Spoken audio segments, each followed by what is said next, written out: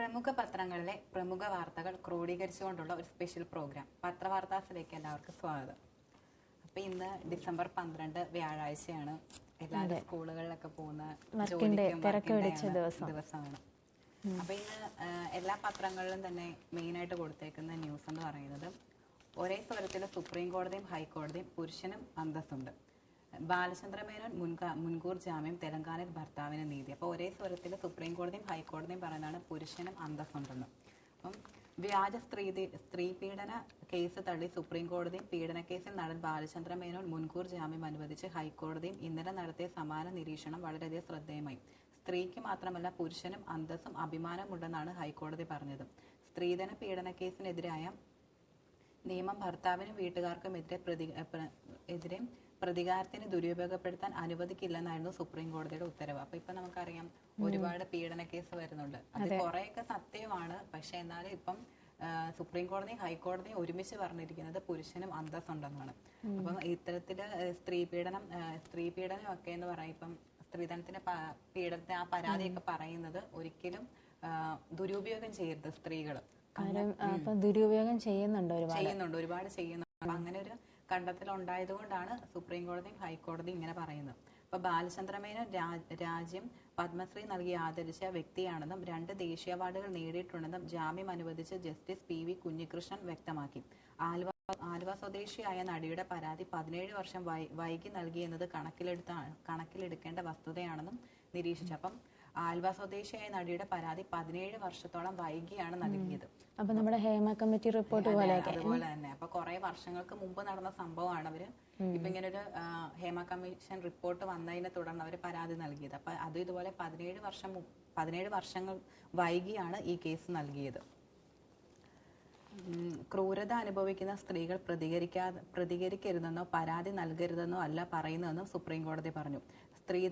സ്ത്രീധന പീഡനം തടയാൻ ഭരണകൂടത്തിന്റെ അടിയന്തര ഇടപെടലിലാണ് വ്യവസ്ഥ കൊണ്ടുവരുന്നതെന്ന് മനസ്സിലാക്കണം. അപ്പം നമ്മളിപ്പം ക്രൂരത അനുഭവിക്കുന്ന സ്ത്രീകൾ പരാതി നൽകരുതെന്നോ അല്ലെങ്കിൽ പ്രതികരിക്കരുതെന്നോ ഒന്നുമല്ല സുപ്രീം കോടതി പറയുന്നത്. പക്ഷേ അതിനകത്തൊരു സത്യം ഉണ്ടായിരിക്കണം. അതായത് ഇപ്പൊ ഒരു പ്രശ്നം വരാൻ നേരത്തെ സ്ത്രീകൾ മിണ്ടാതിരിക്കരുത്, അത് അന്നേരം തന്നെ അതിന് പ്രതികരിക്കണം. ഒരു പുരുഷനായിട്ട് ബന്ധം ഉണ്ടെങ്കിൽ തന്നെ അവരുമായിട്ട് നല്ല രീതിയിൽ പോയി കഴിഞ്ഞിട്ട് അവരുമായിട്ട് വഴക്കെന്തെങ്കിലും ഉണ്ടാകുമ്പോൾ അത് പീഡനം, അങ്ങനെ ഒരുപാട് കേസുകൾ റിപ്പോർട്ട് ചെയ്യുന്നുണ്ട്. അതാണ് മെയിൻ ആയിട്ടുള്ള പ്രോബ്ലം. അപ്പൊ അവരുമായിട്ട് വഴക്കിടുമ്പോഴത്തേക്കിനും അത് പീഡനമായി അങ്ങനെ കേസ് ഒരിക്കലും ആരോപിക്കരുത്. അതുകൊണ്ടാണ് സുപ്രീം കോടതി ഇങ്ങനെ പറയുന്നത്. പിന്നെ മറ്റൊരാൾക്ക് പോയിട്ട് കള്ളക്കേസ്. തെലങ്കാനയിലെ കേസിൽ കൂടുതൽ സ്ത്രീധനം ആവശ്യപ്പെട്ടെന്നും പരസ്ത്രീ ബന്ധമുണ്ടെന്നും ഭാര്യയുടെ പരാതി. അപ്പൊ തെലങ്കാനയിലെ കേസിൽ എന്ന് പറഞ്ഞാൽ കൂടുതൽ സ്ത്രീധനം ആവശ്യപ്പെട്ടെന്നും പരസ്ത്രീ ബന്ധമുണ്ടെന്നുമാണ് ഭാര്യ പരാതി നൽകിയത്. ഇത് കളവാണെന്ന് ഭർത്താവിന്റെ വാദം അംഗീകരിച്ചു. ഒരു ദിവസം ഒന്നും പറയാതെ വീട്ടിൽ നിന്ന് ഭാര്യ ഇറങ്ങിപ്പോയി. മറ്റൊരാളുമായി ജീവിക്കുകയാണെന്ന് അറിഞ്ഞ് വിളിച്ചുകൊണ്ടുവന്നു. 10 ദിവസം തുടർച്ചയായി ഫോണിൽ സംസാരിച്ചു. അടുപ്പത്തിലായ ആളുടെ അടുത്തേക്ക് പോയതാണെന്നും ആവർത്തിക്കില്ലെന്നും ഭാര്യ ഉറപ്പ് നൽകി. അപ്പം ഒരു ദിവസം ഒന്നും പറയാതെ ഭാര്യ വീട്ടിൽ നിന്ന് പോയി. എന്നിട്ട് മറ്റൊരാളുമായിട്ട് ജീവിക്കുകയാണെന്ന് അറിഞ്ഞിട്ട് അദ്ദേഹം വിളിച്ചുകൊണ്ട് വന്നു. 10 ദിവസം തുടർച്ചയായിട്ട് ഫോണിൽ സംസാരിച്ച ഒരാളുടെ കൂടെയാണ് പോയത്. അപ്പം പിന്നെ ഇനിയിപ്പം ഇത് അടുപ്പത്തിലാണെന്ന് പറഞ്ഞു. അത് കഴിഞ്ഞ് ഇനി ഇത് ആവർത്തിക്കത്തില്ലെന്നും ഉറപ്പ് നൽകിയിട്ടാണ് തിരിച്ചു വന്നത്. 10 ദിവസത്തെ ബന്ധത്തിന്റെ എന്തുമാത്രം മനസ്സിലാക്കുന്നുണ്ടാവും ഒരാളെ. അത് മാത്രമല്ല, ഇപ്പൊ നമ്മള് ഒന്നും അറിയുന്നത്, ഇപ്പൊ പുരുഷന്മാർ പ്രണയിച്ച് നടക്കുന്നു രണ്ടുപേര്, അപ്പൊ അവർക്കിടയിൽ പ്രശ്നം വരുന്നു. ആ പ്രണയിച്ച് നടക്കുന്ന സമയത്ത് എല്ലാം ഷെയർ ചെയ്യുമായിരിക്കും.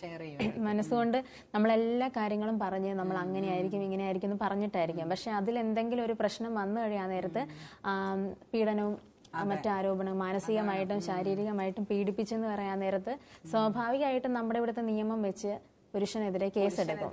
സ്ത്രീക്ക് കൂടുതൽ ആനുകൂല്യം നൽകുന്ന ഒരു നിയമമാണ് നമ്മുടേത്. അപ്പൊ സ്ത്രീകൾ അത് ദുരുപയോഗം ചെയ്യുന്നുണ്ട്.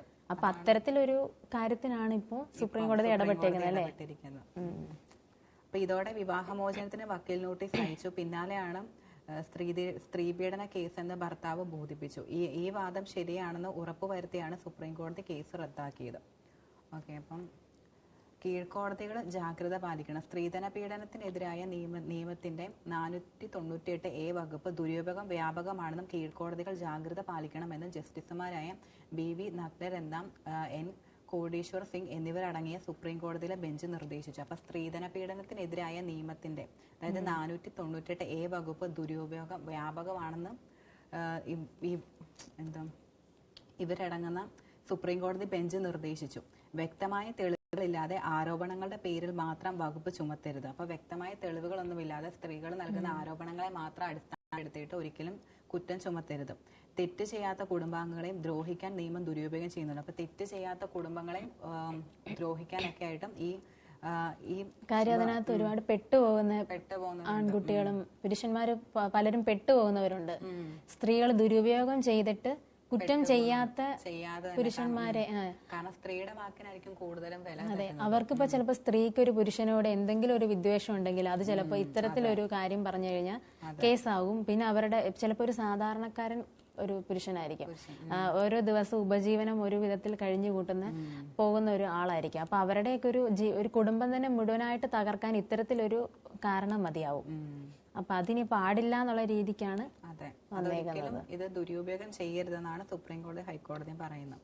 തെലങ്കാനയിലെ ഭർത്താവിനും വീട്ടുകാർക്കുമെതിരെ ഭാര്യ നൽകിയ കേസ് റദ്ദാക്കിയാണ് ഉത്തരവ്. അപ്പൊ പക വീട്ടാനുള്ള ഉപകരണമാക്കി നിയമത്തെ മാറ്റുന്നു. അന്യായമായ ആവശ്യങ്ങൾ നിറവേറ്റി കിട്ടാനും ചില സ്ത്രീകൾ വകുപ്പിനെ ഉപയോഗിക്കുന്നുണ്ട്. അപ്പൊ അന്യായമായിട്ടുള്ള ആവശ്യങ്ങൾ നിറവേറ്റാനൊക്കെ ഇത്തരത്തിൽ ഈ വകുപ്പിനെ അവർ ഉപയോഗിക്കുന്നുണ്ട്. ആരോപണങ്ങൾ കോടതിയിൽ കൃത്യമായി പരിശോധിക്കണം, ഇല്ലെങ്കിൽ ഇത്തരം തന്ത്രങ്ങളെ പ്രോത്സാഹിപ്പിക്കുന്നതാകും.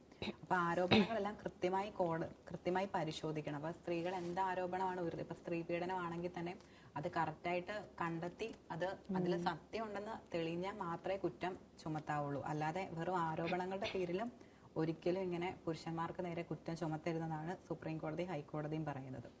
അപ്പൊ കള്ളപ്പീഡന കേസ് ഇനി പറ്റത്തില്ല.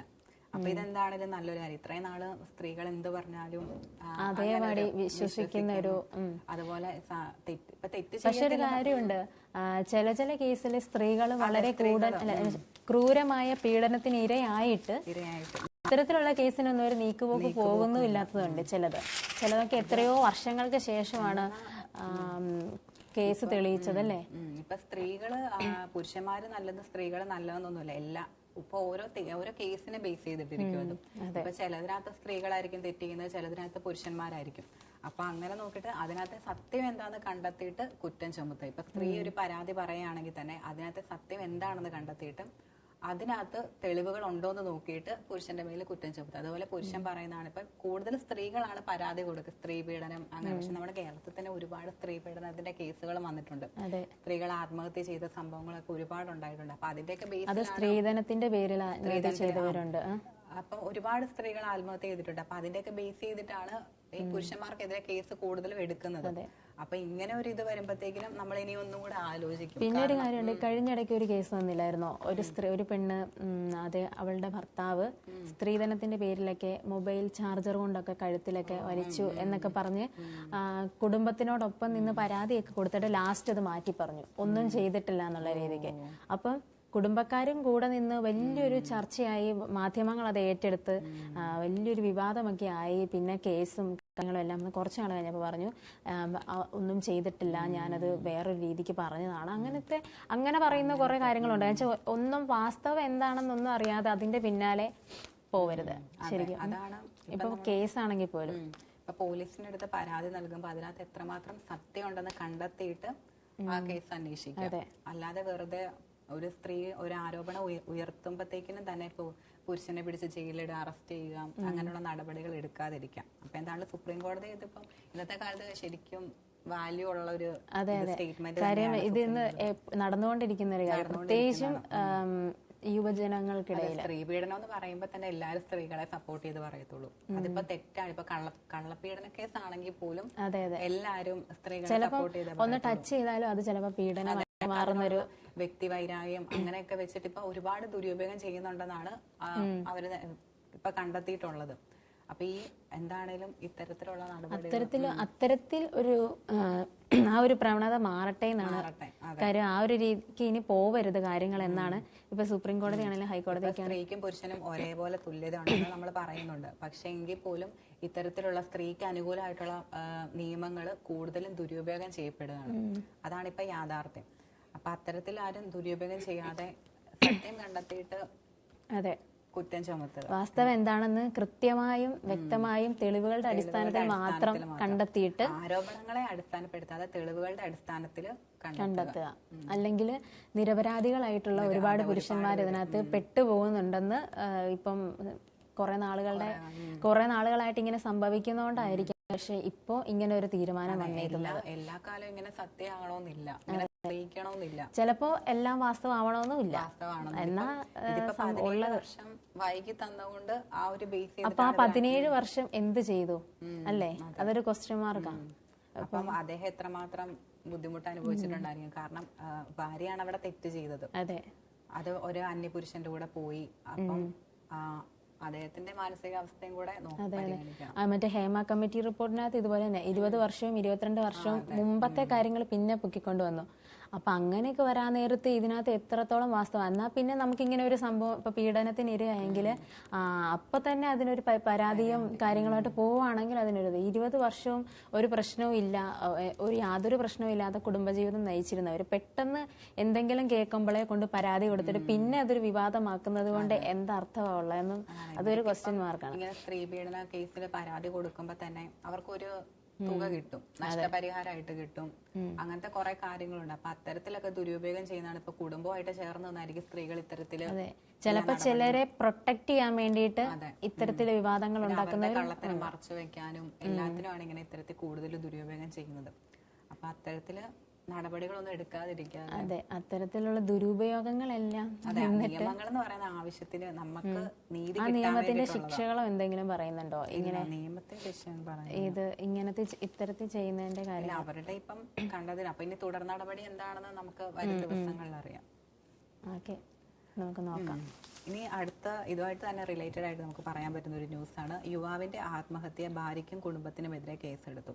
ഇത് വ്യാജ സ്ത്രീപീഡന ആരോപണത്തിൽ ബംഗളൂരുവിൽ IT ജീവനക്കാരൻ ആത്മഹത്യ ചെയ്ത സംഭവത്തിൽ പ്രതിഷേധം ശക്തമാകുന്നു. ഭാര്യ നികിത സിംഗാനിക്കെതിരെ ഗുരുതര ആരോപണങ്ങളാണ് അതുലിന്റെ കുടുംബം ഉന്നയിക്കുന്നത്. വ്യാജ സ്ത്രീപീഡന ആരോപണത്തിൽ ബംഗളൂരുവിലെ IT ജീവനക്കാരൻ ആത്മഹത്യ ചെയ്തു. ഇപ്പൊ നമ്മൾ പറഞ്ഞത് തന്നെ. അപ്പം വ്യാജമായിട്ടുള്ള സ്ത്രീപീഡന കേസായിരുന്നു അദ്ദേഹത്തിനെതിരെ ആരോപിച്ചത്. അപ്പൊ അതിനെ തുടർന്ന് അദ്ദേഹം ആത്മഹത്യ ചെയ്തു. അദ്ദേഹത്തിന് മാനസികമായിട്ടുള്ള സമ്മർദ്ദങ്ങൾ തെറ്റ് ചെയ്യാത്തവർക്ക് എന്താണ് അങ്ങനെ വരും. നമ്മുടെ ADMന്റെ കേസിനകത്ത് ഇതുപോലെ തന്നെയല്ലേ, മാനസിക സമ്മർദ്ദത്തിന്റെ ഇതില് ചിലർക്ക് അത് നമുക്ക് താങ്ങാൻ പറ്റണമെന്നില്ല. കാരണം എല്ലാരും സ്ട്രോങ് ആയിരിക്കത്തില്ല. ചിലപ്പോ നമ്മൾ തെറ്റ് ചെയ്യാം. പ്രത്യേകിച്ച് ഇപ്പൊ IT പ്രൊഫഷണലിലെ ജോലി എന്ന് പറഞ്ഞു കഴിഞ്ഞാൽ എപ്പോഴും പ്രഷറുള്ള ഒരു വർക്കാണ്. അപ്പോൾ അത്തരത്തിലൊരു ഇത് കഴിയുമ്പോൾ കുടുംബത്തിലായിരിക്കും ചിലപ്പോൾ നമ്മുടെ സന്തോഷം കിട്ടുന്നത്. ഇപ്പൊ എല്ലാവർക്കും ജോലി സ്ഥലത്തെ ഒരു പ്രഷർ കഴിഞ്ഞിട്ട് ചിലപ്പോൾ സന്തോഷം എന്ന് പറയുന്നത് വീട്ടിലെല്ലാം അല്ലെങ്കിൽ ഫാമിലിയോടൊപ്പം നിൽക്കുന്ന ഒരു സമയത്തായിരിക്കും. അപ്പൊ അവിടെ ഇത്തരത്തിലുള്ള ഇത് വരുമ്പോൾ ചിലപ്പോൾ എല്ലാവരെ സംബന്ധിച്ച് അത് താങ്ങാൻ പറ്റത്തില്ലായിരിക്കും, മാനസികമായിട്ടുള്ള സമ്മർദ്ദങ്ങൾ വരും. അപ്പോൾ അതിന്റെ ബേസിലായിരിക്കും ചിലപ്പോൾ ആത്മഹത്യയിലോട്ട് പോയത് അല്ലേ. കർണാടക സ്വദേശിയായ അതുൽ സുഭാഷ് എന്ന 34-കാരനെ തിങ്കളാഴ്ച രാവിലെയാണ് ജീവനൊടുക്കിയ നിലയിൽ കണ്ടെത്തിയത്. ഉത്തർപ്രദേശ് സ്വദേശിയായ ഭാര്യയ്ക്കെതിരെ 24 പേജുള്ള കത്തെഴുതി വെച്ചായിരുന്നു യുവാവിന്റെ ആത്മഹത്യ. അപ്പോൾ ഒന്ന് ഓർത്തണം, ഉത്തർപ്രദേശ് സ്വദേശിയാണ് ഭാര്യ. അപ്പൊ 24 പേജുള്ള കത്തെഴുതി വെച്ചിട്ടാണ്. അപ്പൊ അദ്ദേഹത്തിന്റെ എത്രത്തോളം ഉണ്ടായിരിക്കും അല്ലേ, ഒന്ന് ഓർത്ത് നോക്കാം. അപ്പൊ പറയാനുള്ള കാര്യങ്ങളെല്ലാം പറഞ്ഞിട്ടായിരിക്കും. പക്ഷെ ഓപ്പോസിറ്റ് നിൽക്കുന്ന ആൾ അത്രത്തോളം ഒരു ഇതാണെങ്കിൽ നമുക്ക് മനസ്സ് തുറന്ന് സംസാരിക്കാൻ പറ്റില്ല ഒരു പ്രശ്നം വരുമ്പോ. പക്ഷെ ആ സംസാരിക്കാനുള്ള ഒരു അവസരം പോലും ഭാര്യ കൊടുത്തിട്ടുണ്ടായിരിക്കില്ല. അതുകൊണ്ടായിരിക്കും ഇത്തരത്തില്. അപ്പൊ അതുലിന്റെ മുറിയിൽ നിന്ന് നീതി ലഭിക്കണം എന്ന പ്ലക്കാർഡും കണ്ടെത്തിയിരുന്നു. അപ്പൊ അതുലിന്റെ മുറിയിൽ നിന്ന് നീതി ലഭിക്കണം എന്ന പ്ലക്കാർഡും കണ്ടെത്തിയിട്ടുണ്ട്. ജീവൻ ഒടുക്കുന്നതിന് മുമ്പായി 90 മിനിറ്റ് വീഡിയോയും അതുൽ സമൂഹ മാധ്യമങ്ങളിൽ അപ്ലോഡ് ചെയ്തിരുന്നു. അപ്പൊ 90 മിനിറ്റുള്ള വീഡിയോയും, അപ്പൊ ജീവൻ ുന്നതിന് മുമ്പ് 90 മിനിറ്റുള്ള ഒരു വീഡിയോയും അതിൽ സമൂഹ മാധ്യമങ്ങളിൽ അപ്ലോഡ് ചെയ്തിട്ടുണ്ട്. അതുലിന്റെ കുടുംബത്തിന്റെ പരാതിയിൽ ഭാര്യ നികിത, ഭാര്യ സഹോദരൻ ബികാസ് കുമാർ, ഭാര്യയുടെ അമ്മ നിഷ, സഹോദരൻ അനുരാഗ് എന്നിവർക്കെതിരെ ആത്മഹത്യാ പ്രേരണ കുറ്റം ചുമത്തി പോലീസ് കേസും എടുത്തിട്ടുണ്ട്. പിന്നെ ദാമ്പത്യ ജീവിതത്തിലെ തർക്കങ്ങളെ തുടർന്ന് ഭാര്യയും ഭാര്യയുടെ ബന്ധുക്കളും തന്നെ നിരന്തരമായി ദ്രോഹിക്കുന്നുവെന്ന് ആത്മഹത്യാക്കുറിപ്പിൽ അതുൽ പറയുന്നു. അപ്പം ദാമ്പത്യ ജീവിതത്തിലെ തർക്കങ്ങളെ തുടർന്ന് ഭാര്യയുടെ ബന്ധുക്കളും തന്നെ നിരന്തരമായിട്ട് ദ്രോഹിക്കുന്നുണ്ടെന്ന് ആത്മഹത്യാക്കുറിപ്പിൽ അതുൽ പറയുന്നുണ്ട്. ഭാര്യ നൽകിയ കേസുകൾ പിൻവലിക്കാനായി 3 കോടി രൂപയും കുട്ടിയെ സന്ദർശിക്കാനുള്ള അനുമതി ലഭിക്കുന്നതിനായി മറ്റൊരു 30 ലക്ഷവും 30 ലക്ഷവും ഭാര്യയുടെ കുടുംബം ആവശ്യപ്പെട്ടിരുന്നതായിട്ടാണ് ആരോപണം. അപ്പൊ ഭാര്യ നൽകിയ കേസുകൾ പിൻവലിക്കാനായി 3 കോടി രൂപ. അപ്പൊ കേസുകൾ പിൻവലിക്കാനായിട്ട് 3 കോടി രൂപയും കുട്ടിയെ സന്ദർശിക്കാനുള്ള അനുമതി ലഭിക്കാനായി മറ്റൊരു 30 ലക്ഷവും നൽകണം. അപ്പൊ 3 കോടി 30 ലക്ഷം രൂപ ഒന്ന് ഓർത്തു നോക്കി. അപ്പൊ ഈ കേസുകൾ പിൻവലിക്കണമെങ്കിൽ 3 കോടിയും കുട്ടിയെ സന്ദർശിക്കാനായിട്ട് 30 ലക്ഷവും. അപ്പൊ ഇതിനകത്ത് കൂടുതലും ആ ഒരു അവരുടെ ദാമ്പത്യ ജീവിതത്തില് കുടുംബത്തിന്റെ ഇടപെടൽ വന്നതും അല്ലേ? അപ്പൊ ഭാര്യയുടെ ഭാര്യയും ബന്ധുക്കളും തന്നെയാണ് അദ്ദേഹത്തെ കൂടുതൽ ദ്രോഹിച്ചെന്നാണ് ആത്മഹത്യക്കുറിപ്പിൽ പറയുന്നത്. അപ്പൊ കുടുംബമായിട്ട് ആലോചിച്ചിട്ടായിരിക്കും ഇത്തരത്തിലൊരു പരാതി കൊടുത്തിരിക്കുന്നത്. ചിലപ്പോ പൈസക്ക് വേണ്ടിയിട്ടായിരിക്കും, നമ്മൾ നേരത്തെ പറഞ്ഞ പോലെ എത്ര 3 കോടി രൂപയൊക്കെ ചോദിക്കാൻ, പൈസക്ക് വേണ്ടിയിട്ട് ഒരാളെ ചൂഷണം ചെയ്യുന്ന രീതിക്ക് തോന്നുന്നുണ്ട് കേട്ടിട്ട്. അതെ, കാരണം 3 കോടി 30 ലക്ഷം രൂപയാണ് ചോദിച്ചേക്കുന്നത്. അപ്പൊ എന്താണുള്ളത് പൈസക്ക് വേണ്ടിയിട്ടാണ്. കൊലപാതക ശ്രമം, ലൈംഗിക അതിക്രമം, ഗാർഹിക പീഡനം, സ്ത്രീ പീഡനം തുടങ്ങിയ 9 കേസുകളാണ് അതുലിനെതിരെ ഭാര്യ നൽകിയിരുന്നത്. ഓക്കെ, അപ്പൊ കൊലപാതകം, ലൈംഗിക അതിക്രമം, ഗാർഹിക പീഡനം, സ്ത്രീ പീഡനം തുടങ്ങിയ 9 കേസുകളാണ് അതുലിനെതിരെ ഭാര്യ ആരോപിച്ചത്. കേസുമായി ബന്ധപ്പെട്ട് 40 തവണ ഉത്തർപ്രദേശിൽ എത്തേണ്ടതായി വന്നുവെന്നും കുറിപ്പിൽ പറയുന്നുണ്ട്. അപ്പം ഇപ്പോൾ ഇത് ഭാര്യ ഉത്തർപ്രദേശ് സ്വദേശിയാണ്. അപ്പം അതുല് കർണാടക സ്വദേശിയാണ്. അപ്പൊ ഇത് കേസുമായിട്ട് ബന്ധപ്പെട്ട് 40 തവണയാണ് ഉത്തർപ്രദേശിലേക്ക് അതുലിന് എത്തേണ്ടി വന്നത്. വിവാഹമോചനവുമായി ബന്ധപ്പെട്ട് കേസ് കൈകാര്യം ചെയ്തിരുന്ന ഉത്തർപ്രദേശിലെ ജോൺപൂർ കുടുംബം കോടതിയിലെ വനിതാ ജഡ്ജി ഭാര്യയുടെ കുടുംബക്കാരുടെ പക്ഷത്തു നിന്ന് മാത്രമാണ് തുടക്കം മുതലേ കേസ് കൈകാര്യം ചെയ്തിരുന്നതെന്നും ആത്മഹത്യയിൽ പറയുന്നുണ്ട്. ഓക്കെ, അപ്പം വിവാഹമോചനവുമായി ബന്ധപ്പെട്ട കേസ് കൈകാര്യം ചെയ്യുന്ന ഉത്തർപ്രദേശിലെ ജോൺപൂർ കുടുംബ കോടതിയിലെ വനിതാ ജഡ്ജി ഭാര്യയുടെ കുടുംബക്കാരുടെ ഒപ്പം നിന്നാണ് കേസ് തുടക്കം മുതൽ തന്നെ കൈകാര്യം ചെയ്തിരുന്നത്. ഒരു വിധത്തിൽ ചിന്തിക്കുമ്പോൾ ഇപ്പൊ നേരത്തെ പറഞ്ഞ പോലെ സ്ത്രീകൾക്കാണല്ലോ പരിഗണന. അതാണ് അപ്പൊ ഇതിനകത്ത് യാഥാർത്ഥ്യം എന്താണെന്ന് ചിലപ്പോൾ അവർ കാണുന്നില്ല. ഇതാണ് ഇപ്പൊ വനിതാ ജഡ്ജിയും കൂടെയാണ്. അപ്പൊ എന്താണേലും ഓട്ടോമാറ്റിക്കലി സ്ത്രീയുടെ പക്ഷത്തെ നിക്കത്തുള്ളൂ. പക്ഷെ എല്ലാവരും അങ്ങനെയാണെന്ന് അല്ല. ചില ആൾക്കാര് ഇപ്പൊ എന്താ ശരിക്കും എന്താ സംഭവം, ഇവർക്കിടയിൽ എന്താ പ്രശ്നം എന്നുള്ളതൊന്നും മനസ്സിലാക്കാതെ ഡിവോഴ്സ് ചോദിച്ച് പോകുമ്പോ തന്നെയാണെങ്കിലും നമ്മൾ ആദ്യം അവർക്കൊരു സംസാരിക്കാൻ ഒരു അവസരമാണ് ഉണ്ടാക്കുന്നത്. പക്ഷെ ഇത് കേട്ടിട്ട് ഭാര്യ അതിന് തയ്യാറാകുന്നില്ലായിരിക്കും. കുടുംബ കോടതിയിൽ ഇരിക്കുന്നവർ മിക്കവരെന്ന് പറഞ്ഞാൽ ഇപ്പൊ 2 പേര് ഇപ്പൊ ഭാര്യയും ഭർത്താവും തമ്മിൽ ബന്ധം വേർപെടുത്തുന്ന ഒരു സിറ്റുവേഷനോട്ട് പോകുമ്പോൾ അവരെ പറഞ്ഞ് മനസ്സിലാക്കിയ ജീവിതത്തിലോട്ട് തിരിച്ചു വരാൻ പറ്റുമോ, കൊണ്ടുവരാൻ പറ്റുമോ എന്ന് നോക്കിയിട്ട് പറ്റുന്നില്ല, ബന്ധം വേർപെടുത്തുന്ന സിറ്റുവേഷൻ തന്നെയാണെങ്കിൽ അങ്ങനെയാണല്ലോ വേർപെടുത്തുന്നത്. ഇത് തുടക്കം മുതൽ തന്നെ ഭാര്യയുടെ ഒപ്പം നിന്നാണ് ഇവര് കേസ് കൈകാര്യം ചെയ്തിരുന്നതെന്നാണ് പറയുന്നത്. അപ്പം 5 ലക്ഷം രൂപ നൽകിയാൽ കേസ് ഒതുക്കി തീർക്കാമെന്ന് ജഡ്ജി പറഞ്ഞിരുന്നതായും കോടതിയിലെ ഒരു ഉദ്യോഗസ്ഥൻ ജഡ്ജിക്ക് മുന്നിൽ വെച്ച് കൈക്കൂലി വാങ്ങിയതായും ആത്മഹത്യാക്കുറിപ്പിൽ പരാമർശിക്കുന്നുണ്ട്. അപ്പം 5 ലക്ഷം രൂപ നൽകിയാൽ കേസ് ഒതുക്കി തീർക്കാമെന്നും ജഡ്ജി പറഞ്ഞിരുന്നു. അപ്പൊ 5 ലക്ഷം രൂപ നൽകിയ കേസ് ഒതുക്കി തീർക്കാമെന്ന് ജഡ്ജി പറഞ്ഞിരുന്നതെന്നും അതുപോലെ കോടതിയിൽ ഒരു ഉദ്യോഗസ്ഥൻ ജഡ്ജിക്ക് മുന്നിൽ വെച്ച് കൈക്കൂലി വാങ്ങിയതായും ആത്മഹത്യാക്കുറിപ്പിൽ പരാമർശിക്കുന്നുണ്ട്. അപ്പൊ എല്ലാ കാര്യങ്ങളും ആത്മഹത്യാക്കുറിപ്പിൽ പറഞ്ഞിട്ടാണ് പോയിരിക്കുന്നത്. പണത്തിന് മീതെ പരുന്തും പറക്കുന്നല്ലേ സത്യം. അപ്പൊ ഇവിടെ അങ്ങനെ തന്നെ, ഇവിടെ ഇപ്പൊ ശരിക്കും സ്നേഹബന്ധങ്ങൾക്കൊന്നും ഒരു വാല്യൂ ഇല്ല, ഒരു വിലയും ഇല്ല. ഈ പൈസ എവിടെയാണോ ഇപ്പൊ കല്യാണം കഴിച്ചു കഴിഞ്ഞാൽ എന്തെങ്കിലും കുറച്ച് പ്രശ്നങ്ങൾ ഉണ്ടാക്കുന്ന, അല്ലെങ്കിൽ ഇല്ലാത്ത പ്രശ്നങ്ങളെ സൃഷ്ടിക്കുന്ന, അല്ലെങ്കിൽ അതിന് സപ്പോർട്ടായിട്ട് കുടുംബക്കാരും കൂടെ കൂടി നിന്ന് കഴിഞ്ഞാൽ എന്തായാലും ആ സ്ത്രീയുടെ ഇത്രത്തോളം ദുരന്തം അനുഭവിച്ചിട്ടുണ്ട്. അത് സ്ത്രീ പീഡന കേസ്, ലൈംഗിക അതിക്രമങ്ങൾ, അങ്ങനെ ഗാർഹിക പീഡനം, ഒത്തിരി കംപ്ലൈന്റ്, 9 കംപ്ലൈന്റ് ആണ് ഭാര്യ ആരോപിച്ചത്. അത്രയും കൊടുത്തേക്കുവാണ്. അപ്പം അങ്ങനെ ചെയ്യാൻ നേരത്ത് സ്വാഭാവികമായിട്ട് ഇത്രത്തോളം കുറ്റം ചെയ്ത ഒരാളാണോ ഇദ്ദേഹം എന്നുള്ള രീതിക്ക് ചിന്തിക്കും. അദ്ദേഹം ആക്ഷേപിക്കപ്പെടുകയാണ് ചെയ്യുന്നത്. അതെ, അപ്പൊ എന്താണേലും നമ്മൾ തെറ്റ് ചെയ്യാതെ, ഇപ്പൊ തെറ്റ് ചെയ്തിട്ടുള്ള ഒരാൾക്ക് അത്രയും മനക്കരുത്ത് കാണും. കാരണം ശരിയാണ് ആരോപിക്കുന്നത് തോന്നും. പക്ഷെ തെറ്റ് ചെയ്യാത്ത ഒരാളെ സംബന്ധിച്ച് ഇത്രയും കുറ്റങ്ങൾ വരുമ്പോഴും, സമൂഹത്തിന്റെ മുമ്പിൽ അധിക്ഷേപിക്കപ്പെടുമ്പോഴും, അതുപോലെ കോടതിയിൽ ചെന്നിട്ട് പോലും അദ്ദേഹത്തിനോട് ഒരു പോസിറ്റീവായിട്ടൊരു സമീപനം കിട്ടുന്നില്ല അദ്ദേഹത്തിന്. അപ്പം മാനസികമായിട്ട് ഒരുപാട് തളർന്നിട്ടുണ്ടായിരിക്കും. അതുകൊണ്ടാണ് അത് ആത്മഹത്യയിലേക്ക് നയിച്ചത്. പിന്നെ സുപ്രീം കോടതിയെ സമീപിക്കാൻ സംഘടന അതുൽ സുഭാഷിന്റെ ആത്മഹത്യ പുരുഷന്മാരുടെ അവകാശങ്ങൾക്കായി പോരാടുന്ന ഏകം ന്യായ ഫൗണ്ടേഷൻ സുപ്രീം കോടതിയെ സമീപിക്കാൻ ഒരുങ്ങുന്നു. ജുഡീഷ്യറിക്കും സിറ്റിംഗ് ജഡ്ജിമാർക്കെതിരായ ഗുരുതരമായ ആരോപണങ്ങൾ പരിഗണിച്ച് സുപ്രീം കോടതിയെ സമീപിക്കുമെന്നാണ് ഈ സംഘടനാ സ്ഥാപകൻ ദീപിക നാരായണൻ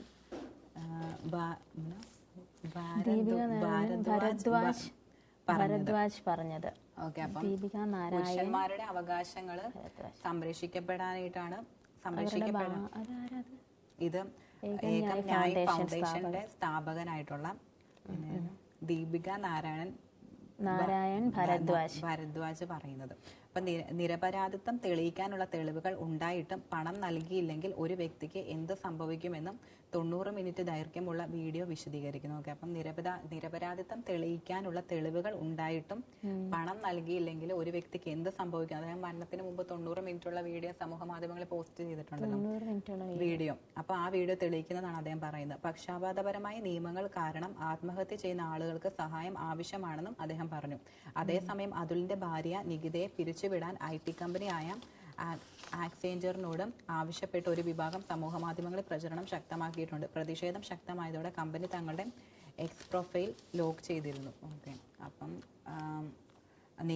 ഭാര്യ നികിതേനെയും പിരിച്ചുവിടണമെന്ന് പറഞ്ഞിട്ട് ഒരു കൂട്ടം വിഭാഗം സമൂഹ മാധ്യമങ്ങളിൽ പ്രചരണം ശക്തമാക്കുന്നുണ്ട്. അപ്പൊ എന്തായാലും പറഞ്ഞു വിടുന്നത്. അപ്പൊ 90 മിനിറ്റ് ആ വീഡിയോയ്ക്കകത്ത് പറയണമെങ്കിൽ എന്തുമാത്രം കാര്യങ്ങളുണ്ടാവും.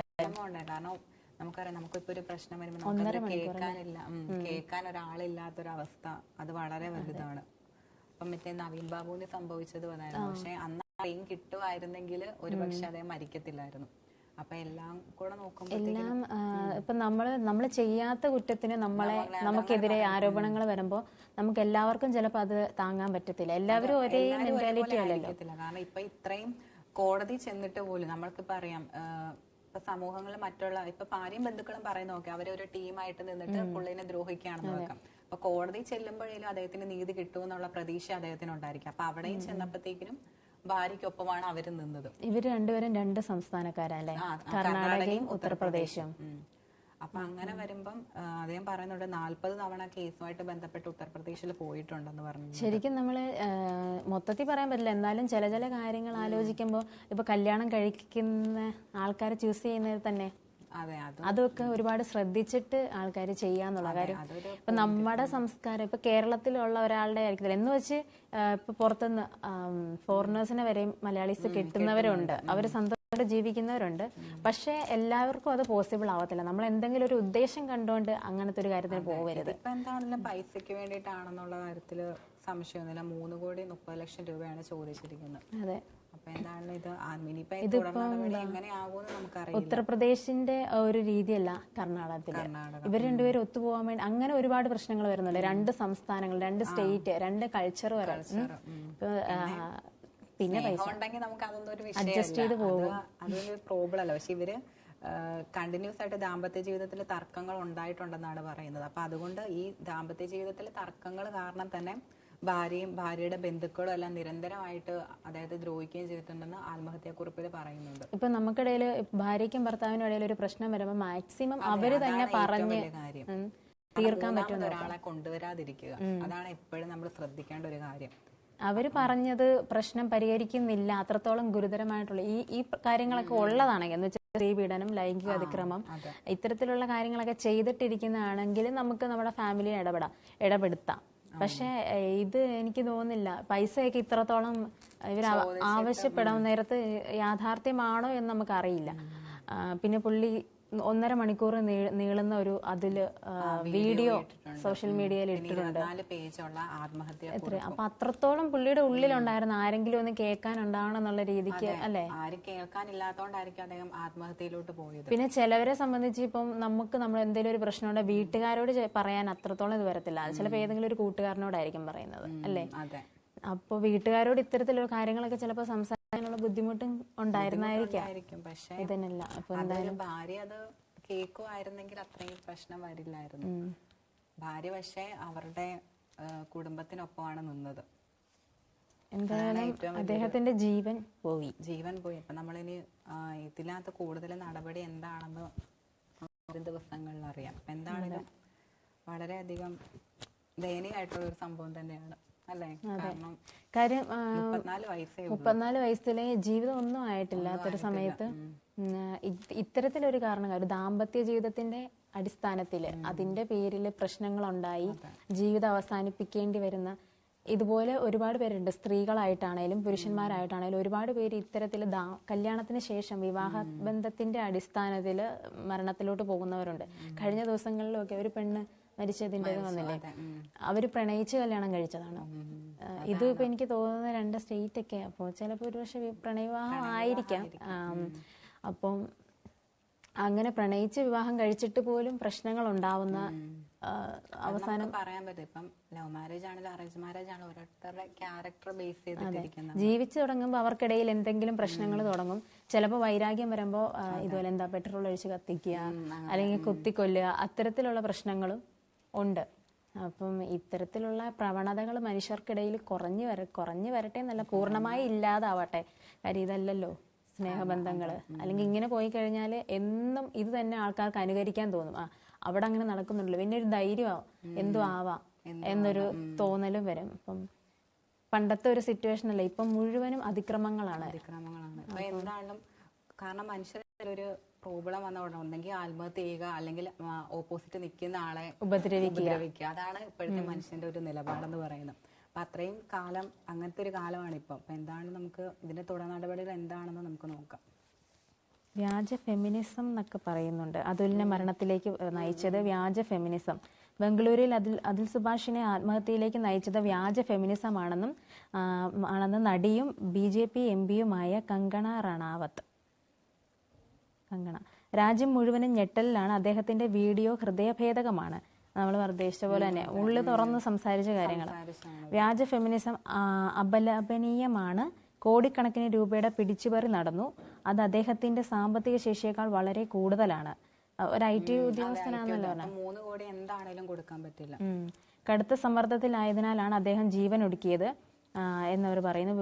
വിവാഹങ്ങൾ പാരമ്പര്യങ്ങളാൽ ബന്ധിതമായിരിക്കുന്നിടത്തോളം കാലം അവ നന്നായി പോകുന്നെന്നും അടുത്തിടെ സോഷ്യലിസം, കമ്മ്യൂണിസം എന്നിവയാൽ അവ ദുഷിക്കപ്പെട്ടുവെന്നും കങ്കണ പറഞ്ഞു. സോഷ്യലിസം, കമ്മ്യൂണിസം എല്ലാം ഉണ്ട്, എല്ലാം ഇതിനകത്ത് ഇടപെടുന്നുണ്ട്. പക്ഷെ നമ്മൾ നോക്കാൻ നമ്മുടെ ദാമ്പത്യമാണ്, നമ്മുടെ ജീവിതമാണ്. അപ്പോൾ അഡ്ജസ്റ്റ് ചെയ്തും പൊരുത്തപ്പെട്ടു പോകാൻ പറ്റാത്ത ഈ പറഞ്ഞ സ്ത്രീപീഡനമായിട്ടും ലൈംഗിക അതിക്രമങ്ങളായിട്ട് വരാൻ നേരത്ത് അതിന് ഇടപെടുക. ആവശ്യമില്ലാതെ പണത്തിന് വേണ്ടിയിട്ട് വിവാഹം കഴിക്കാനോ ഒന്നും പോവാതിരിക്കുക. അതിന് വേണ്ടിയിട്ട് തന്നെയാണെന്ന് നമുക്ക് പറയാൻ പറ്റും. കാരണം 3,30,00,000 രൂപയാണ് അവര് ചോദിച്ചിരിക്കുന്നത്.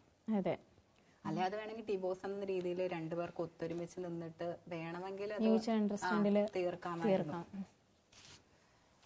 ഇതിന്റെ എന്താണെന്ന് നമുക്ക് നോക്കാം അടുത്ത വരുന്നത്. പിന്നെ വേറൊരു ന്യൂസാണ്. ഭാര്യയുടെ ചിത്രങ്ങൾ മോർഫ് ചെയ്ത ലോൺ ആപ്പുകാരുടെ ഭീഷണി യുവാവ് ജീവനൊടുക്കി. ആന്ധ്രാപ്രദേശിൽ ലോൺ ആപ്പ് ഏജന്റുമാർ ഭാര്യയുടെ ചിത്രം മോർഫ് ചെയ്ത് പ്രചരിപ്പിച്ചതിനാൽ മനം തൊന്ന് യുവാവ് ജീവനൊടുക്കി. ഇതിപ്പോ മൊത്തം ഇന്ന് പുരുഷന്മാരുടെ കാര്യമാണ് പറയുന്നത്. നമ്മൾ ഇത്രയും നാള് സ്ത്രീകളുടെ കാര്യമാണ് പറഞ്ഞുകൊണ്ടിരുന്നത്. പക്ഷെ ഇപ്പൊ 2ാമത്തെ ആത്മഹത്യയാണ് പുരുഷന്മാരുടെ ഇതില്. അപ്പം ആന്ധ്രാപ്രദേശിലെ ലോൺ ആപ്പ് ഏജന്റുമാരെ ഭാര്യയുടെ ചിത്രം മോർഫ് ചെയ്ത് പ്രചരിപ്പിച്ചതിൽ വിഷമിച്ചിട്ടാണ് യുവാവ് ജീവൻ ഒടുക്കിയത്. 25-കാരനായ നരേന്ദ്ര ആണ് മരിച്ചത്. വിശാഖപട്ടണത്ത് ചൊവ്വാഴ്ചയായിരുന്നു സംഭവം. അപ്പൊ 25 വയസ്സേ ഉള്ളൂ. അപ്പൊ കുറ്റബോധം. അപ്പം അത് സഹിക്കാൻ പറ്റിയിട്ടുണ്ടാവില്ല.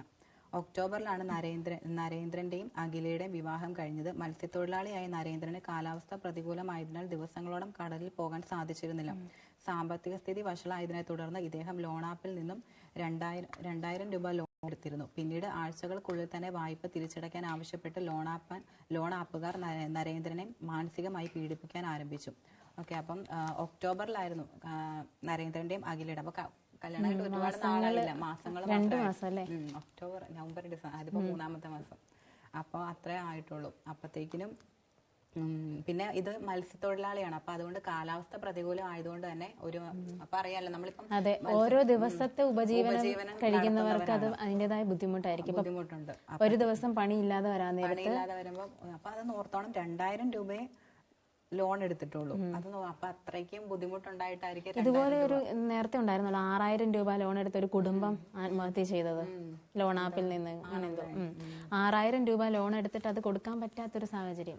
എല്ലാവരും ഒരുപോലെ ആയിരിക്കത്തില്ലല്ലോ സാമ്പത്തിക സ്ഥിതി. ഇപ്പൊ ജോലി ചെയ്യുന്നുണ്ടെങ്കിൽ പോലും ചിലവർക്ക് സാലറി വരുന്നതിന്റെ താമസം വരായിരിക്കും, ചിലവർക്ക് ജോലി എല്ലാ ദിവസവും ഉണ്ടായെന്ന് വരത്തില്ല. ഇപ്പം ഇതുപോലത്തെ കൂലിപ്പണിയൊക്കെ ചെയ്യുന്നവരാണെങ്കിൽ ഉപജീവന മാർഗമാണ്, ദിവസവും ഉപജീവനം നടത്തുന്നവരാണ്. അപ്പം ഒരു ദിവസം പോയില്ലെങ്കിൽ അതിന്റേതായ ബുദ്ധിമുട്ട് അവർക്കുണ്ടായിരിക്കും. ഇപ്പൊ ചിലപ്പോ ഇത് കേൾക്കുന്നവർ വിചാരിക്കും 2,000 രൂപയ്ക്കാണോ എന്ന്. പക്ഷെ ആ 2,000 രൂപയ്ക്ക് അതിന്റെ വാല്യൂ ഉണ്ട്. അത് ഉണ്ടാക്കുന്നതിന്റെ ഒരു ബുദ്ധിമുട്ടിന്റെയും കൂടെ അതിനകത്ത് നമുക്ക് മനസ്സിലാക്കാം.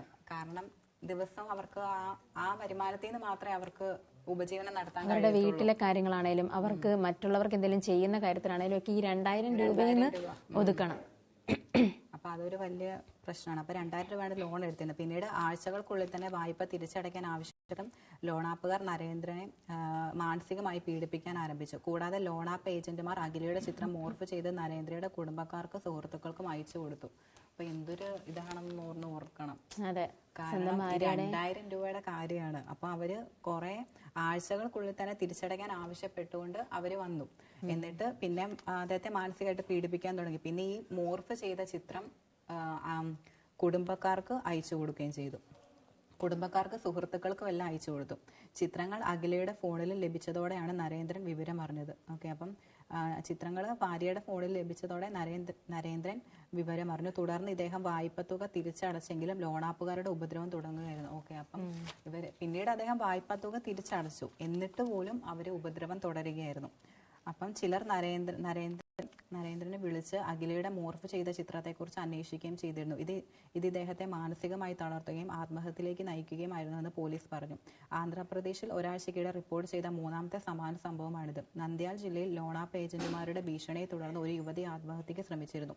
പോലീസിന്റെ ശരിയായ ഇടപെടൽ മൂലമാണ് ഇവരുടെ ജീവൻ രക്ഷിക്കാൻ കഴിഞ്ഞത്. ഓക്കെ, അപ്പം ഇതിപ്പം മൂന്നാമത്തെ സംഭവമാണ്. ആന്ധ്രാപ്രദേശിൽ ഒരാഴ്ചക്കിടെ ആന്ധ്രാപ്രദേശിൽ ഒരാഴ്ചക്കിടെ നടക്കുന്ന മൂന്നാമത്തെ സംഭവമാണ്.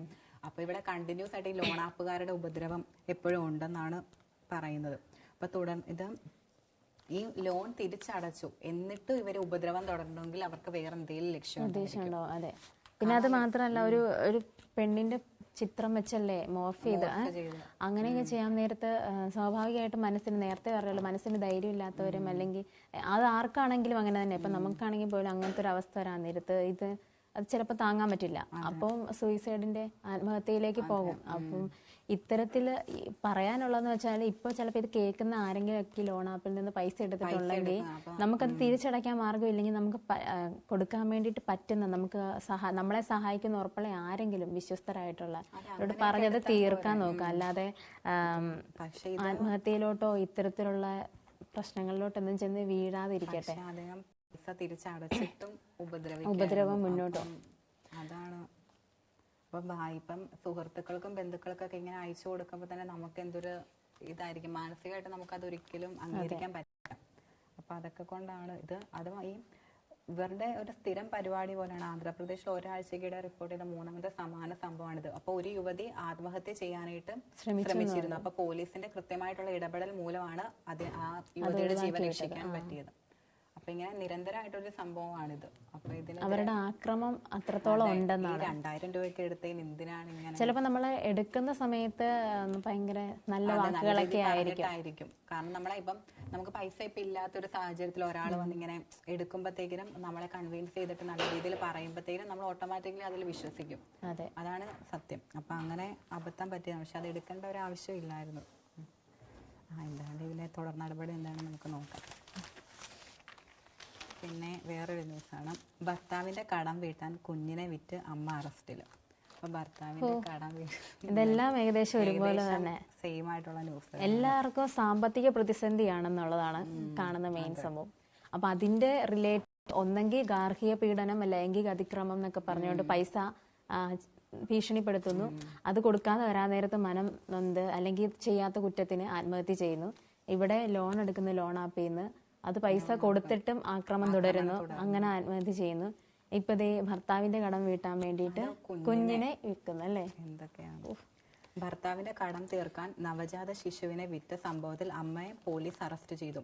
കർണാടകയിലെ രാമനഗരിയിലാണ് സംഭവം. 30 ദിവസം മാത്രം പ്രായമുള്ള കുഞ്ഞിനെ ബാംഗ്ലൂരിൽ ഒരു യുവതിക്ക് 1.5 ലക്ഷം രൂപയ്ക്കാണ് 40-കാരിയായ അമ്മ വിറ്റതെന്ന് പോലീസ് പറഞ്ഞു. അപ്പം 30 ദിവസമേ ഉള്ളൂ.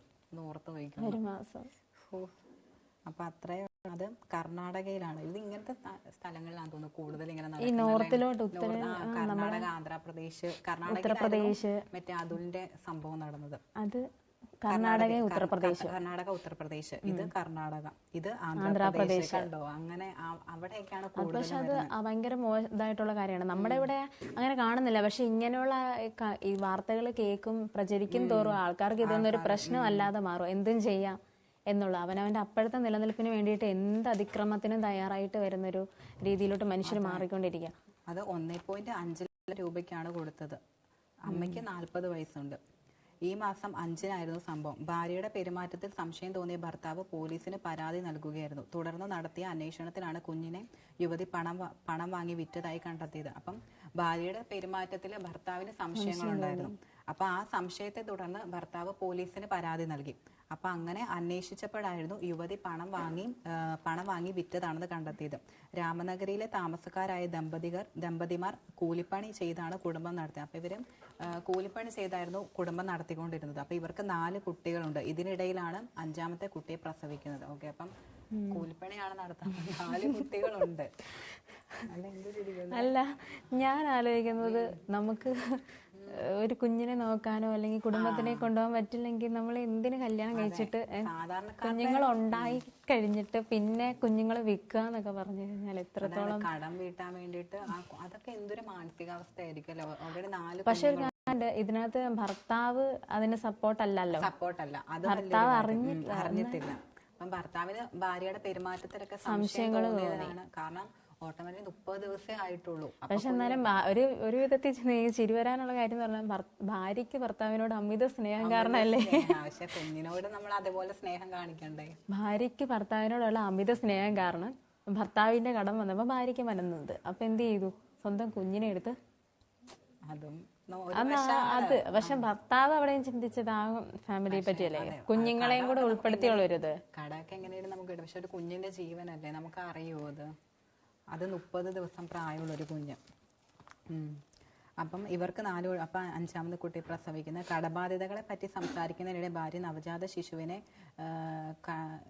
കുട്ടികളില്ലാത്ത ആർക്കെങ്കിലും കൊടുക്കാമെന്ന് പറഞ്ഞതായി യുവാവ് മൊഴി നൽകി. ഓക്കെ, അപ്പം കടബാധ്യതകളെ പറ്റി ഇവര് സംസാരിക്കുന്നുണ്ടായിരുന്നു. അപ്പൊ ആ സംസാരിക്കുന്നതിന്റെ ഇടയിൽ കുട്ടികളില്ലാത്ത ആർക്കെങ്കിലും കൊടുക്കാമെന്ന് സംശയത്തിനുള്ളൊരിത് കിട്ടി. അതെ, ഇങ്ങനെ കുട്ടികളില്ലാത്ത ആർക്കെങ്കിലും കൊടുക്കാമെന്ന് ഭാര്യ ജസ്റ്റ് ഒന്ന് പറഞ്ഞിട്ടുണ്ടായിരുന്നു. അപ്പം ഭാര്യ പറഞ്ഞത് താൻ കാര്യമായി എടുത്തിരുന്നില്ല, എന്നാൽ കുഞ്ഞിനെ കാണുന്നില്ലെന്ന് പറഞ്ഞതോടെ സംശയമൊക്കെ. അപ്പൊ ഭാര്യ പറഞ്ഞത് അന്ന് അദ്ദേഹം കാര്യമായിട്ട് എടുത്തിരുന്നില്ല, പിന്നെ കുഞ്ഞിനെ കാണാതായതോടെ വീണ്ടും സംശയമായി. അപ്പൊ തുടർന്ന് 2 ദിവസത്തെ തിരച്ചിലിന് ശേഷം പോലീസിൽ പരാതി നൽകുകയായിരുന്നു എന്ന് യുവാവ് പറഞ്ഞു. ഓക്കെ, അപ്പൊ തുടർന്ന് 2 ദിവസം അന്വേഷിച്ചു. എന്നിട്ട് പിന്നീടാണ് പോലീസിന് പരാതി നൽകിയത്. കുഞ്ഞിനെ കാണാതെ വരാൻ നേരത്ത് ചിലപ്പോൾ ആരെങ്കിലും എടുത്തോണ്ട് പോയാണെന്നൊക്കെ ചിന്തിക്കും. അങ്ങനെ നടക്കുന്നുണ്ടല്ലോ കാര്യങ്ങൾ, സംശയിക്കും. അപ്പം 2 ദിവസം അന്വേഷിച്ചു. അപ്പോൾ അതിനുശേഷമാണ് പോലീസിൽ പരാതി നൽകിയത്. പോലീസ് യുവതിയെ ചോദ്യം ചെയ്തപ്പോൾ കുട്ടി ബന്ധുവിനൊപ്പമായിരുന്നു എന്നാണ് മറുപടി. ഓക്കെ, അപ്പൊ പോലീസ് അപ്പൊ യുവതിയെ ചോദ്യം ചെയ്തപ്പോൾ യുവതി നൽകിയ മറുപടി എന്ന് പറഞ്ഞാൽ ബന്ധുവിന്റെ ഒപ്പമായിരുന്നു എന്നാ. അപ്പൊ സംശയം തോന്നി വിശദമായി ചോദ്യം ചെയ്തപ്പോഴാണ് കുഞ്ഞിനെ വിറ്റതായി അവർ സമ്മതിച്ചത്. തുടർന്ന് യുവതിയെയും കൂട്ടി ബംഗളൂരിലെത്തിയ പോലീസ് കുഞ്ഞിനെ വീണ്ടെടുത്തു. അപ്പൊ കുഞ്ഞിനെ വീണ്ടെടുത്തു കേട്ടോ. അതെന്തായാലും നല്ല കാര്യം. ഒരു സിനിമ പോലെ അത് കണ്ടപ്പോൾ ഓരോ അറിയത്തെ. കാരണം ആ ഒരു സാഹചര്യം നമ്മളിപ്പോ കൊടുക്കുന്ന സിറ്റുവേഷൻ ഏതാണ്, അവർ നന്നായിട്ട് നോക്കുമെന്നൊന്നും നമുക്ക് പറയാൻ പറ്റത്തില്ല. നമുക്ക് ഇപ്പൊ അത് 1.5 ലക്ഷം രൂപ. ഇപ്പൊ ഇത് കണ്ടപ്പോ മറ്റേ സിനിമയില്ല ആകാശദൂത്, ആ സിനിമയ്ക്കകത്ത് അച്ഛൻ ആക്സിഡന്റില് മരിച്ചു, അമ്മയ്ക്കാണെങ്കിൽ ക്യാൻസറുമായി അത് കഴിഞ്ഞപ്പോ. പക്ഷെ എന്താ, ആ മക്കള് സേഫ് ആയിരിക്കണം എന്നുള്ളൊരു വിശ്വാസത്തില് ആ അമ്മയുടെ ഒരു താല്പര്യത്തിലല്ലേ ഓരോരുത്തരെ സുരക്ഷിതമായി ഏൽപ്പിച്ചിട്ട് പോയത്. പക്ഷെ ഇവിടെ എന്ന് പറഞ്ഞു കഴിഞ്ഞാല് ഭർത്താവിന് അപ്പൊ ആ ഒരു സാഹചര്യം നമ്മൾ ആലോചിക്കണം. ഭർത്താവ് മരിച്ച് ഇനി ഭാര്യ അല്ലെങ്കിൽ ഞാൻ ഇനി എത്രത്തോളം നാളെ ഉണ്ടെന്നുള്ളതിന് ഒരു ഉറപ്പുമില്ല.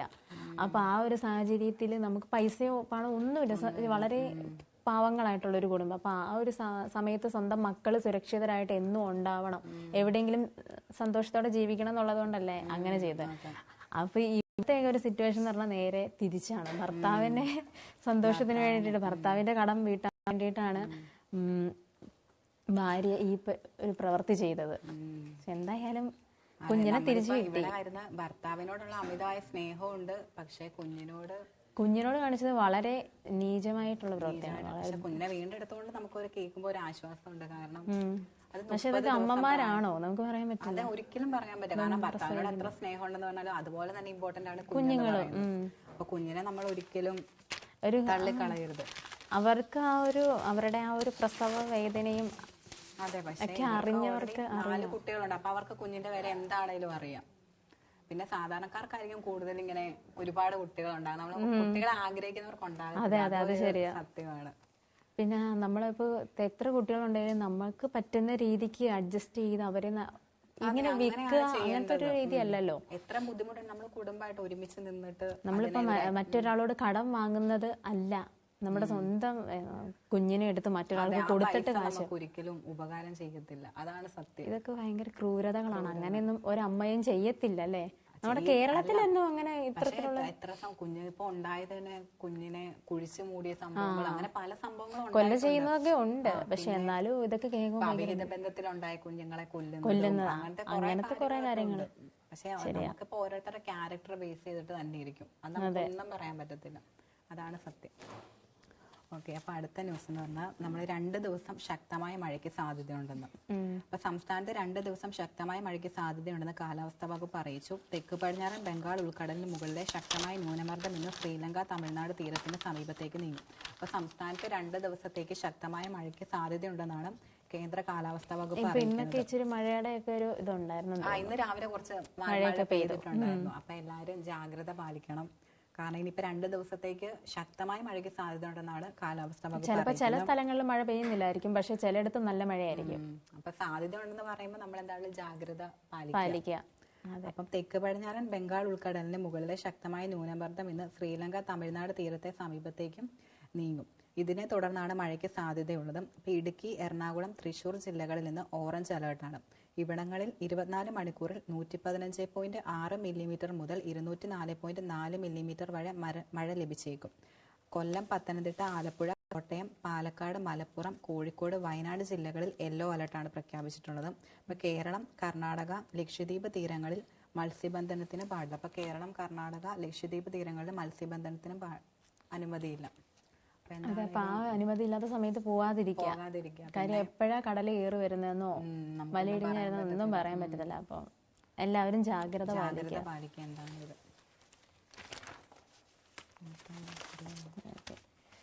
അടുത്ത എന്താ, ആണവായുധ പാസ്വേഡ്. ഇത്ര സിമ്പിൾ ആയിരുന്നു ആണവായുധ പാസ്വേഡ് എന്ന് പറയുന്നത്. 000000000 8 0 പാസ്വേഡ്, മൊത്തം 0 തന്നെ. ആരും ചിലപ്പോ ആരും ചിന്തിക്കത്തില്ലായിരിക്കും അല്ലേ, വലിയ പാസ്വേഡൊക്കെ ആയിരിക്കും എന്ന് വിചാരിക്കും. പക്ഷെ ഇത്ര സിമ്പിൾ ആയിരുന്നു എന്നാ ചോദിക്കുന്നത്. നമുക്ക് കൗതുകം തോന്നും. നോക്കാം. കീബോർഡിൽ 8 പൂജ്യങ്ങൾ അമർത്തിയാൽ ആണവായുധം പറന്നുയർന്നേനെ. ശീതശുദ്ധകാലത്ത് അമേരിക്ക ഉപയോഗിച്ച ന്യൂക്ലിയർ ലോഞ്ച് കോഡ് കേട്ട് ടെക്കികൾ അമ്പരന്നിരിക്കുകയാണ്. 00, അതാണ് ആ 8 0. 1962 മുതൽ 1977 വരെയാണ് ആ പാസ്വേഡ് ഉപയോഗിച്ചിരുന്നത്. 1977 വരെ. എത്ര വർഷം? 72, 15 വർഷം. ഈ പറഞ്ഞ 8 0 ആ പാസ്വേഡ് ആയിരുന്നു ഉപയോഗിച്ചത്. അപ്പൊ പാസ്വേഡ് ലളിതമാണെന്ന ആരോപണം വർഷങ്ങൾക്ക് മുമ്പ് തന്നെ ഉണ്ടായിരുന്നു. എന്നാൽ ഉദ്യോഗസ്ഥർ നിഷേധിച്ചു വരികയായിരുന്നു. ന്യൂക്ലിയർ ലോഞ്ച് കോഡ് മുൻ Minuteman launch officer doctor Bruce Blair ആണ് കണ്ടെത്തിയത്. തെളിവായി അതിന്റെ സഹായ ഗ്രന്ഥവും അദ്ദേഹത്തിന്റെ പക്കലുണ്ട്. സാധാരണ രീതിയിൽ ചെറുചിത്ര സ്വിച്ചുകൾ ഈ പറഞ്ഞ 8 0 ക്രമീകരിക്കണം. ചെറുചിത്ര സ്വിച്ചുകളും ശീതശുദ്ധ രൂക്ഷമായിരിക്കുന്ന കാലത്ത് ആ കോഡ് വളരെ അപകടമായിരിക്കുമെന്നതായും ഡോക്ടർ ബ്ലെയർ വ്യക്തമാക്കി. ആണവായുധങ്ങളുടെ നിയന്ത്രണം എത്ര അലസവുമായിരുന്നു എന്നാണ് പാസ്വേഡ് നൽകുന്ന സൂചനയെന്ന് വിമർശകർ കുറിച്ചു. അത് ശരിയാ. ചിലവർ കാണുമ്പോൾ പറയും ഇത്രയും ഇതിന്റെയൊക്കെ സംഭവം ഈ നിസ്സാര പാസ്വേഡ് ആണോ ഇടുന്നതെന്നൊക്കെ ചിന്തിക്കും. വേറൊരു വശം നോക്കിയാൽ നല്ലതാണ്. കാരണം ഇങ്ങനെ സിമ്പിൾ ആയിട്ടുള്ള ആണെന്ന് ചിന്തിക്കത്തില്ല. അത് ശരിയാ. US പ്രസിഡന്റ് ആയിരുന്ന ജോൺ എഫ് കെന്നഡിയുടെ കാലത്താണ് കോഡ് തയ്യാറാക്കിയത്. കമാൻഡ് ജനറൽമാരാണ് പാസ്വേഡുകൾ ഈ പറഞ്ഞ 8 0 ആക്കിയത്. പ്രസിഡന്റുമാരുടെ, പ്രതിരോധ സെക്രട്ടറിമാരുടെയും മറ്റ് ആണവ സുരക്ഷാ ഉദ്യോഗസ്ഥരുടെയും ആണവ കാര്യങ്ങളെക്കുറിച്ചുള്ള അജ്ഞതയിലേക്ക് വിരൽ ചൂണ്ടുന്നതാണ് ആ പാസ്വേഡ് എന്നും ഡോക്ടർ ബ്ലെയർ അഭിപ്രായപ്പെട്ടു. 8 അക്ക കോഡ് ഇൻപുട്ട് ചെയ്യാൻ US വ്യോമസേന ഉദ്യോഗസ്ഥർക്ക് നിർദ്ദേശം നൽകിയ ലോഞ്ച് എനേബിൾ പാനലിന്റെ ചിത്രവും സാങ്കേതിക ഗ്രന്ഥത്തിലുണ്ട്. എന്തായാലും നിസ്സാരമായ പാസ്വേഡ് ഇത്ര സിമ്പിൾ ആണോ എന്നുള്ള രീതിക്ക് ഒരു കൗതുകമായിട്ടുള്ള രീതിക്ക് ചോദിക്കുന്നു. അപ്പോൾ 10-15 വർഷം ഈ ഒരു രീതിക്കായിരുന്നു പോയിരുന്നത്. എന്നാൽ ഇതിനെതിരെ വിമർശനങ്ങളും വന്നിട്ടുണ്ട്. ഇത്തരത്തിലൊരു പാസ്വേഡ് ഇട്ടതിന് അതും പറയുന്നുണ്ട്. പക്ഷേ ഇരിക്കല്ലേ, അവർക്ക് എന്തെങ്കിലും ബുദ്ധിപരമായിട്ട് അവര് നീങ്ങത്തുള്ളൂ എന്താണെങ്കിലും. നമ്മളൊന്നും ഏതായാലും ചിന്തിക്കുവായിരുന്നു, ഞാൻ ഒട്ടും ചിന്തിക്കുകയില്ല 000 അതൊരു പാസ്വേഡ് വരുമെന്ന്.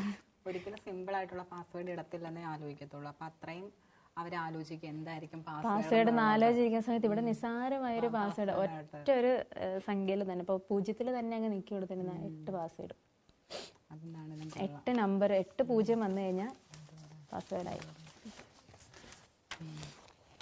അടുത്ത ഭക്ഷണത്തിന്റെയാണ്. നമ്മൾ വെറൈറ്റി എവിടെ ചെന്നാലും ഭക്ഷണത്തിന് കുറച്ച് കളർ ഉണ്ടെങ്കിൽ ഭയങ്കര കളറുള്ള ഫുഡുകൾ നമ്മൾ കാണുമ്പോൾ ഭയങ്കര അട്രാക്ഷൻ ആണ്. ഇപ്പൊ എല്ലാത്തിനും ഇപ്പൊ നമ്മൾ പണ്ട് കഴിച്ചുകൊണ്ടിരുന്ന എന്തൊക്കെയാ ഇപ്പൊ ദോശക്കകത്ത് വരെ കളർ വരുത്തി ഇല്ലേ?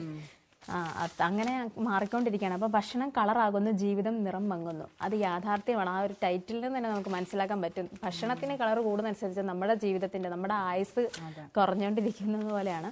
കൃത്രിമ നിറക്കൂട്ടുകൾക്ക് ഭക്ഷ്യ സുരക്ഷാ വകുപ്പ് നിരോധനവും ഉപയോഗിക്കുന്നവർക്കെതിരെ വൻ പിഴ ഏർപ്പെടുത്തിയെങ്കിലും ഉപയോഗത്തിൽ കുറവില്ലെന്ന ആക്ഷേപം. ഉപയോഗത്തിൽ ഒരു കുറവില്ല, യാഥാർത്ഥ്യമാണ്. നമുക്ക് ആരോഗ്യ പ്രശ്നങ്ങൾ ഉണ്ടാവുമെന്ന് ഉറപ്പുണ്ടെങ്കിൽ പോലും നമ്മളത് കഴിക്കും. ഇപ്പം ഐസ്ക്രീം കഴിക്കാൻ വേണ്ടി ചെല്ലാൻ നേരത്തും ഐസ്ക്രീം മറ്റേ റോസ് കളറ്, പച്ച കളറ്, ഓരോ ഫ്ലേവർ എന്ന് പറഞ്ഞുകൊണ്ട് പല കളറിലായിരിക്കും. പക്ഷെ ഇതിനകത്തെല്ലാം കെമിക്കൽസ് ആണെന്നാണ് പറയുന്നത്. ടാർട്രാസൈൻ, സൺസെറ്റ് യെല്ലോ, അമരന്ത്, ഇതൊക്കെ ഇതിൻ്റെ പേരാണോ? Allura red, quinoline, yellow brilliant blue, indigo carmine എന്നിവയാണ് സാധാരണ ഭക്ഷണങ്ങളിൽ ചേർക്കുന്ന നിറങ്ങൾ. കുക്ക് ചെയ്യുന്നവർക്ക് അറിയാൻ പറ്റുമായിരിക്കും. ഇവ അനുവദനീയമായുള്ള അളവിൽ കൂടുതൽ ഉപയോഗിക്കുമ്പോഴാണ് ഗുരുതര ആരോഗ്യ പ്രശ്നങ്ങൾക്ക് വഴിയൊരുക്കുന്നത്. കൃത്രിമ നിറങ്ങൾ അടങ്ങിയ ഭക്ഷണം പതിവായി കഴിക്കുന്നത് ഗുരുതരമായ ആരോഗ്യ പ്രശ്നങ്ങളാണ് ഉണ്ടാക്കുന്നത്. ഇപ്പോൾ തിരക്ക് പിടിച്ച ജീവിതം ഉള്ളവർക്ക് എന്ന് വെച്ചാൽ രാവിലെ എണീറ്റ് വേറെ ഒന്നിനും സമയമില്ല, ജസ്റ്റ് ഫ്രഷ് ആയി ജോലിക്ക് പോകുന്നവരൊക്കെ ആണെങ്കിൽ കൂടുതലും ഫാസ്റ്റ് ഫുഡൊക്കെ കഴിക്കുന്നവരായിരിക്കും, പുറത്തുനിന്നൊക്കെ മേടിച്ച് കഴിക്കുന്നത്. അപ്പം അവർ ചിലപ്പോൾ ഒരു ടേസ്റ്റ് ഇഷ്ടപ്പെട്ടവരാണെങ്കിൽ അത് തന്നെ എല്ലാ ദിവസവും കഴിക്കുന്നവരും കാണും. അപ്പോൾ അതിനകത്ത് കളറൊക്കെ ചേർക്കുന്നുണ്ടാവും, ഇതുപോലത്തെ ഒത്തിരി കെമിക്കൽസ് അടങ്ങുന്നുണ്ടായിരിക്കും. പക്ഷെ നമ്മൾ എല്ലാ ദിവസവും ഇത് തന്നെയാണ് കഴിക്കുന്നത്. നമ്മുടെ സമയലാഭത്തിന് വേണ്ടിയിട്ടാണെങ്കിലും വളരെയധികം പ്രോബ്ലംസ് ആണ് അത് ശരിക്കും ഉണ്ടാക്കുന്നത്. അതെ, അത് തന്നെയാണ് ഇവിടെ പറയുന്നത്. ഇവ അനുവദനീയമായ അളവിൽ കൂടുതലൊക്കെ കഴിച്ചു കഴിഞ്ഞാൽ ആരോഗ്യ പ്രശ്നങ്ങൾ ഉണ്ടാക്കുന്നതാണ്. കുട്ടികളിൽ സ്വഭാവ വൈകല്യങ്ങൾ, വിഷാദം, ഉത്കണ്ഠ എന്നിവയ്ക്കും ആസ്മയ്ക്കും ക്യാൻസറിനും കാരണമാകും. വലിയ വലിയ അസുഖങ്ങൾ വരെയാണോ ആസ്മയും ക്യാൻസറും ഒക്കെ ഉണ്ടാക്കും, ഉത്കണ്ഠ ഉണ്ടാക്കും, സ്വഭാവ വൈകല്യങ്ങൾ വരെ ഉണ്ടാക്കും എന്ന് പറയുന്നത്. ഇപ്പോഴത്തെ പിള്ളേരെല്ലാം ഇങ്ങനത്തെ ഫാസ്റ്റ് ഫുഡ് കഴിക്കുന്നത്. അതെ, ഫാസ്റ്റ് ഫുഡ് കഴിക്കാൻ എല്ലാവർക്കും മടിയാണ്. ബേക്കറികളിൽ ഏറെ വിൽക്കപ്പെടുന്ന ഭക്ഷ്യവസ്തുക്കളായ മിക്സ്ചറാണല്ലോ മെയിൻ സാധനം എല്ലാവരുടെയും. മിക്സ്ചറിൽ അനുവദനീയമല്ലാത്ത നിറം ചേർക്കൽ വ്യാപകമായതിനെ തുടർന്ന് ഭക്ഷ്യസുരക്ഷാ വകുപ്പ് നടത്തിയ പരിശോധനയിൽ ആരോഗ്യത്തിന് ഗുരുതര പ്രത്യാഘാതമുണ്ടാക്കുന്ന ടാട്രസിൻ മിക്സ്ചറുകളിൽ മിക്ക ബേക്കറികളിലും ഉപയോഗിക്കുന്നതായി കണ്ടെത്തി. മിക്സ്ചറുകളിൽ മഞ്ഞ നിറത്തിനായാണ് ഇത് ഉപയോഗിക്കുന്നത്. മഞ്ഞ നിറത്തിലുണ്ട്, അതാണോ? മഞ്ഞ നിറത്തിലുണ്ട്, മറ്റേ ഓറഞ്ച് കളറിലുണ്ട്. അത് മറ്റേ മുളക് പൊടി ഇടുന്നത്. മഞ്ഞ നിറത്തിലുള്ളതിനാണ് മഞ്ഞപ്പൊടി ഇട്ടാ പോലെ വെറൈറ്റീസ് ഒക്കെ കാണുമല്ലോ. മിക്സ്ചർ തന്നെ പല രീതിക്കൊക്കെ ഉണ്ടാവുമല്ലോ. ഇവിടെ കിട്ടുന്നതല്ലായിരിക്കും, ഈ മറ്റേ ഹൽവയുടെ ഇരിക്കുന്നത് കാണാൻ വരെ പല കളറ്, പച്ച, മഞ്ഞ, ഓറഞ്ച് എല്ലാം ഉണ്ട്. അതിനകത്ത് ഫുള്ള് കളറാന്ന് നമുക്ക് കാണുമ്പോഴേ അറിയാം. പിന്നെ 88% ഭക്ഷണ സാമ്പിളിലും അനുവദനീയമായ അളവിലും കൂടുതൽ സിന്തറ്റിക് നിറങ്ങൾ അടങ്ങിയതാണ് ഭക്ഷ്യസുരക്ഷാ വിഭാഗം നടത്തിയ പഠനത്തിന്റെ കണ്ടെത്തൽ. 8 കൃത്രിമ നിറങ്ങളാണ് safety and standard authority of India ഉപയോഗിക്കാൻ അനുവദിച്ചിട്ടുള്ളത്. Safety okay. നിറക്കൂടുതലിനൊപ്പം രുചിക്കായി മറ്റ് രാസവസ്തുക്കളും ചേർന്നതായാണ് കണ്ടെത്തൽ. അത് ശരിയാണ്, നമുക്ക് ടേസ്റ്റ് കിട്ടാൻ വേണ്ടിയിട്ട് ഒരു രാസവസ്തു, നിറത്തിന് വേണ്ടിയിട്ട് ഒരെണ്ണം, അങ്ങനെയൊക്കെ ചെയ്യാൻ നേരത്തെ നമ്മൾ ഭയങ്കര ടേസ്റ്റിലും കഴിക്കും. ജിലേബി കഴിക്കുന്നത് ഈ ഫുഡ് കളറും അതുപോലെ തന്നെ മധുരം കിട്ടാൻ വേണ്ടിയിട്ടുള്ള അതിൻ്റെ സാധനങ്ങളും ഒക്കെ ചേർക്കാൻ നേരത്ത് നമ്മുടെ ആരോഗ്യത്തിനാണ് പ്രശ്നം. ബിരിയാണി, കുഴിമന്തി, ഷവായ, ഷവർമ, അൽഫാം, chicken fry, chilli chicken, beef fry, fish fry, bakery ഉൽപ്പന്നങ്ങളായ ചിപ്സ്, റസ്ക്, ബേബി റസ്ക്, മിക്സ്ചറിൽ ടാർട്രസിൻ, കാർമോയിസിൻ പോലുള്ള ഭക്ഷണങ്ങളിലും കൃത്രിമ നിറങ്ങൾ വ്യാപകമായാണ് ചേർക്കുന്നത്. ലഡു, ജിലേബി പോലുള്ളവയിൽ 10 കിലോയിൽ 1 ഗ്രാം കൃത്രിമ നിറം മാത്രം ചേർക്കാനാണ് അനുവാദം. ലഡുവും ജിലേബി ഉണ്ടാക്കാൻ നേരത്ത് ശരിക്കും കളർ ചേർക്കുന്നതിൻ്റെയാണ് അല്ലേ മറ്റേ ഓറഞ്ച് കളറും മഞ്ഞ കളറും ഒക്കെ ആയിട്ട് പല കളർ കിട്ടുന്നുണ്ട്, പച്ച കളറും ഒക്കെ. അതെല്ലാം അനുവദനീയമായ ഒരു അളവ് പറഞ്ഞിട്ടുണ്ട് ഉണ്ട്. അതിൽ കൂടുതൽ ആവരുതെന്നൊരു നിർദ്ദേശങ്ങൾ ഇവർക്കുണ്ട്. പക്ഷെ അറിയില്ല, നമ്മൾ ടേസ്റ്റ് മേടിച്ച് കഴിക്കുന്നുണ്ട്. അതെ. നിറത്തിന്റെ കുറവ് കച്ചവടം കുറയ്ക്കുമെന്നതിനാൽ വ്യാപാര സ്ഥാപനങ്ങളും വ്യാപകമായാണ് നിറങ്ങൾ ചേർക്കുന്നത്. ഇപ്പൊ പറഞ്ഞ പോലെ അട്രാക്ഷൻ അതാണ് മെയിൻ. കാരണം നമുക്ക് ഫുഡ് കാണുമ്പോൾ തന്നെ ഒരു അട്രാക്ഷൻ. നമ്മളവിടെ ഇപ്പോൾ കടയിൽ വന്ന് അതിന്റെ ചില്ലുകൂടിനകത്ത് ഇരിക്കുന്ന സാധനം നല്ല കളറുണ്ട്, അത് കാണുമ്പോൾ തന്നെ നമുക്ക് മേടിക്കാൻ തോന്നും. അപ്പൊ അവർക്ക് അവിടെ ബിസിനസ് നടക്കും, പക്ഷെ നമ്മുടെ ഹെൽത്ത് പോകും. അവർക്ക് അവരുടെ കാര്യം. ഒത്തിരി സാധനങ്ങൾ നമ്മുടെ ഈ ശരീരത്തിന് കേടായിട്ടുള്ള പല ഐറ്റംസ്, ഇപ്പോൾ എന്തൊക്കെയാ സാക്കറിൻ, അജിനോമോട്ടോ, ഇതൊക്കെ നമുക്ക് ശരീരത്തിന് ഭയങ്കരമായിട്ട് ഹെൽത്ത് ഇഷ്യൂസ് ഉണ്ടാക്കുന്നതാണ്. പക്ഷെ ഇതെല്ലാം നിരന്തരം ഈ ഹോട്ടലുകളിലാണെങ്കിലും ബേക്കറി ഐറ്റംസിലൊക്കെ ആണെങ്കിലും ഒക്കെ ഫുഡ്സിൽ ചേർക്കുന്നുണ്ട്, ഫുഡ് കളർ അല്ലാതെ. അപ്പോൾ ഇത്തരത്തിലുള്ള സാധനങ്ങൾ ഡെയിലി ഉപയോഗിക്കുന്നവർ എന്ന് വെച്ചാൽ തിരക്ക് പിടിച്ച, നേരത്തെ പറഞ്ഞല്ലോ, തിരക്ക് പിടിച്ച ജീവിതത്തിലുള്ളവർ അവരുടെ ലാഭത്തിന് വേണ്ടിയിട്ട് ജോലിയും വീടും എന്നുള്ള അങ്ങനെ നിൽക്കുന്നവരൊക്കെ ഉണ്ടാവും. അപ്പോൾ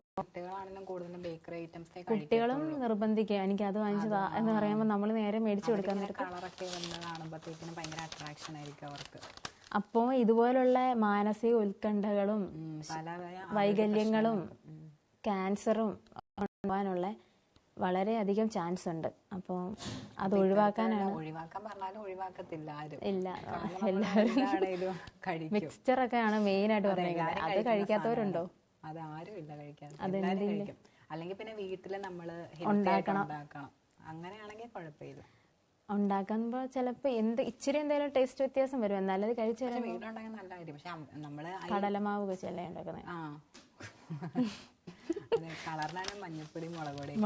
അതെ, അങ്ങനെ ചെയ്താൽ മതി. പിന്നെ നമ്മൾ മറ്റേ ചീരയുടെ ഇലയൊക്കെ വെച്ചിട്ട് അരച്ചിട്ട് പച്ച കളർ ഇടത്തില്ല, അങ്ങനെയൊക്കെ വേണം ഇടാൻ. കളർ അങ്ങനെ പിള്ളേർക്ക് കൊടുക്കുക. പിന്നെ ബീട്രൂട്ട് അരച്ചിട്ട്, ബീട്രൂട്ട് അരച്ചിട്ട് റോസ് കളറും ചുമപ്പ് കളറും. അപ്പൊ പിള്ളേർക്ക് ഇപ്പം വീട്ടിലുണ്ടാക്കുന്ന ഫുഡ് കഴിക്കത്തില്ലെങ്കിൽ തന്നെ അങ്ങനത്തെ കളറൊക്കെ നമ്മൾ വീട്ടിൽ തന്നെ ഉണ്ടാക്കി കൊടുക്കുകയാണെങ്കിൽ അവർക്കൊരു അട്രാക്ഷൻ ആയിരിക്കും. നാച്ചുറൽ ആയിട്ടുള്ള വെജിറ്റബിൾസിനകത്തും ഉണ്ട് കെമിക്കല്, പക്ഷെ എന്നാലും ഇത്രയും വരുമല്ലോ അല്ലേ. ഇത് ഹെൽത്തിനെ ഒരുപാട് എഫക്ട് ചെയ്യുന്നതാണ്. അപ്പം ഇങ്ങനെ പിള്ളേരൊക്കെ കഴിപ്പിക്കാനായിട്ട് അങ്ങനെ നോക്കുകയാണെങ്കിൽ നല്ലതായിരിക്കും. അതെ, നമ്മൾ തന്നെ നമ്മുടെ ആരോഗ്യത്തെ പരിപാലിക്കുക. അതെ, അപ്പൊ ഇത്രയും ഫുഡൊന്നും അങ്ങനെ കഴിക്കാതിരിക്കുക. അടുത്തൊരു ന്യൂസാണ്. നമ്മൾ സിറിയയുടെ നമ്മൾ കുറേ നാളായിട്ട് പറയുന്നതാണ്. സിറിയയിൽ പെട്ടെന്നുണ്ടായൊരു യുദ്ധമായിരുന്നു. നമ്മൾ ബാക്കിയുള്ള രാജ്യങ്ങളെ അപേക്ഷിച്ച് നോക്കുമ്പോൾ സിറിയയിൽ പെട്ടെന്നാണ് യുദ്ധം ഉണ്ടായത്. അപ്പോൾ സിറിയ സാധാരണ നിലയിലേക്കെന്നാണ് ന്യൂസ്. ഹഫീസ് അൽ അസാദിന്റെ ശവകുടീരത്തിന് വിമതസേന തീയിട്ടു. വിമത തീവ്രവാദി സംഘം അധികാരം പിടിച്ചെടുത്ത സിറിയ സാധാരണ നില, അതായത് വിമത തീവ്രവാദി സംഘമാണ് സിറിയയിൽ ഇപ്പോൾ അധികാരം പിടിച്ചെടുത്തത്. അപ്പം സിറിയ സാധാരണ നിലയിലേക്ക് എത്തുകയാണ്. തലസ്ഥാനമായ ഡമസ്കസിൽ ബഹുഭൂരിപക്ഷം കടകമ്പോളങ്ങളും തുറന്നു. സർക്കാർ ജീവനക്കാരും ഓഫീസുകളിലെത്തി. അപ്പം തലസ്ഥാനമായ ഡമസ്കസിൽ ബഹുഭൂരിപക്ഷം കടകമ്പോളങ്ങളും തുറക്കുകയും അതുപോലെ സർക്കാർ ജീവനക്കാരെല്ലാം ഓഫീസുകളിലേക്ക് എത്തുകയും ചെയ്തു. സിറിയയിൽ ഇസ്രായേൽ ആക്രമണം ഇന്നലെയും തുടർന്നു. ഇസ്രായേലിന്റെ ആക്രമണം സിറിയയിൽ ഇന്നലെയും തുടർന്നിട്ടുണ്ട്. സിറിയയുടെ നാവികതാവളം ആക്രമിച്ചെന്നും ആയുധശേഖരം നശിപ്പിക്കുന്നതായിട്ടാണ് വിവിധ പ്രദേശങ്ങളിലായി 350 ആക്രമണങ്ങൾ നടത്തിയെന്നും ഇസ്രായേൽ സ്ഥിരീകരിച്ചു. അപ്പം സിറിയയുടെ നാവികതാവളം ആക്രമിച്ചെന്നും ആയുധശേഖരങ്ങളിലായി 350 ആക്രമണങ്ങൾ നടത്തിയെന്നുമാണ് ഇസ്രായേൽ സ്ഥിരീകരിച്ചത്. ഇസ്രായേൽ 500ഓളം ആക്രമണം നടത്തിയെന്ന് സിറിയൻ ഒബ്സർവേറ്ററി ഫോർ ഹ്യൂമൻ റൈറ്റ്സും അറിയിച്ചു. സ്ഥാനഭ്രഷ്ടനാക്കപ്പെട്ട പ്രസിഡന്റ് ബഷാർ അൽ അസാദിന്റെ പിതാവും മുൻ സിറിയൻ പ്രസിഡന്റുമായ ഹഫീസ് അൽ അസാദിന്റെ ശവകുടീരത്തിന് വിമതസേന തീയിടുകയും ചെയ്തു. അപ്പം ശവകുടീരത്തിന് അപ്പൊ അത്രയ്ക്ക് അവർക്ക് ഇതുണ്ട്, ശത്രുതയുണ്ട്. അപ്പം അദ്ദേഹത്തിന്റെ പ്രസിഡന്റ് ആയിരുന്ന ബഷാർ അൽ അസാദിന്റെ പിതാവും മുൻ സിറിയൻ പ്രസിഡന്റുമായ ഹഫീസ് അൽ അസാദിന്റെ ശവകുടീരത്തിനാണ് വിമതർ സൈന്യം തീയിട്ടത്. ഗാർദഹയിലാണ് ഹഫീസ് അൽ അസാദിന്റെ ശവകുടീരം സ്ഥിതി ചെയ്യുന്നത്. 2000-ലാണ് ഹഫീസ് അന്തരിച്ചത്. എണ്ണ സമ്പന്നമായ കിഴക്കൻ നഗരം ദയാർ അൽ സൗർ ഇന്നലെ വിമതസേന കുർദുകളിൽ നിന്ന് പിടിച്ചെടുത്തു. ഇതിനിടെ സ്ഥാനഭ്രഷ്ടനാക്കപ്പെട്ട പ്രസിഡന്റ് ബഷാർ അൽ അസാദിന്റെ ബന്ധുവിനെ തൂക്കിലേറ്റിയെന്ന് റിപ്പോർട്ടുകളുമുണ്ട്. എന്നാൽ ഇക്കാര്യം സ്ഥിരീകരിക്കാൻ റഷ്യ തയ്യാറായിട്ടില്ല. അസാദ് ഭരണം നിലംപതിച്ചതോടെ തുർക്കിയിൽ നിന്നും ലെബനനിൽ നിന്നും ആയിരക്കണക്കിന് സിറിയൻ അഭയാർത്ഥികൾ സ്വന്തം രാജ്യത്തേക്ക് മടങ്ങി തുടങ്ങിയപ്പം അപ്പോൾ ആസാദ് ഭരണം അവസാനിച്ചതോടെ തുർക്കിയിൽ നിന്നും ലെബനനിൽ നിന്നും ആയിരക്കണക്കിന് സിറിയൻ അഭയാർത്ഥികളാണ് സ്വന്തം രാജ്യത്തേക്ക് മടങ്ങിയെത്തിയത്. സിറിയക്കാരായ 33 ലക്ഷം പേർ തുർക്കിയിലും 15 ലക്ഷം പേർ ലെബനനിലും അഭയാർത്ഥികളായി കഴിഞ്ഞു വരികയാണ്. അപ്പോൾ സിറിയക്കാരായ 33 ലക്ഷം പേര് തുർക്കിയിലും അതുപോലെ 15 ലക്ഷം പേര് ലെബനനിലും അഭയാർത്ഥികളായി കഴിഞ്ഞു വരികയാണ്. അപ്പോൾ അവരാണ് സ്വന്തം രാജ്യത്തേക്ക് തിരിച്ചെത്തുന്നത്. പിന്നെ 75 ഇന്ത്യൻ പൗരന്മാരെ ഒഴിപ്പിച്ചു. സിറിയയിൽ നിന്ന് 75 ഇന്ത്യൻ പൗരന്മാരെ ഒഴിപ്പിച്ചു. ഇവർ ലെബനനിലുള്ളതാണ്. ഡമസ്കസിലെ ബെയ്റൂട്ടിലെയും ഇന്ത്യൻ എംബസികളുടെ നേതൃത്വത്തിലാണ് ഇന്ത്യൻ പൗരന്മാരെ ലെബനനിൽ എത്തിച്ചത്. അവിടെ നിന്നും ഇവരെ ഇന്ത്യയിലേക്ക് എത്തിക്കും. 90 ഇന്ത്യൻ പൗരന്മാരാണ് സിറിയയിലുള്ളത്. ഓക്കെ, അപ്പം സിറിയയിൽ നിന്ന് 75 ഇന്ത്യൻ പൗരന്മാരെ ഒഴിപ്പിച്ചിട്ടുണ്ട്. ഇങ്ങനെയുള്ള സ്ഥലത്തോടൊക്കെ പോകാൻ തന്നെ. പക്ഷെ അവിടെ ഈ അൽ-അസാദിന്റെ ഭരണം ഒട്ടും ജനങ്ങൾക്ക് ഇഷ്ടമുള്ള കാര്യമായിരുന്നില്ല. അപ്പം വിമതർ അത് പിടിച്ചെടുത്തപ്പം ആ ഭരണം വിമത തീവ്രവാദി സംഘം അത് അധികാരം പിടിച്ചെടുത്തതിന് ശേഷം ഇപ്പൊ അവിടെ വീണ്ടും പഴയ പോലെ തന്നെ കാര്യങ്ങൾ ആകുവാണ്. അതായത് കമ്പോളങ്ങളെല്ലാം തുറന്നു, പിന്നെ സർക്കാർ ജീവനക്കാരെല്ലാം ഓഫീസിലേക്ക് തിരിച്ചു, അപ്പൊ സാധാരണ നിലയിലേക്ക് ആവുകയാണ്.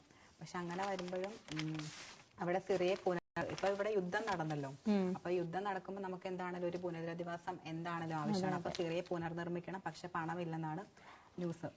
ആക്രമണം തുടർന്ന് ഇസ്രയേൽ. രാജ്യത്തിന് പുറത്ത് കഴിയുന്ന ലക്ഷക്കണക്കിന് സിറിയൻ അഭയാർത്ഥികളെ തിരിച്ചു കൊണ്ടുവരാനും എല്ലാ പൗരന്മാരെയും സംരക്ഷിക്കാനും അടിസ്ഥാന സൗകര്യങ്ങൾ നൽകാനും ആഗ്രഹിക്കുന്നുവെന്ന് സിറിയയുടെ ഇടക്കാല പ്രധാനമന്ത്രി മുഹമ്മദ് അൽ ബഷീർ പറഞ്ഞു.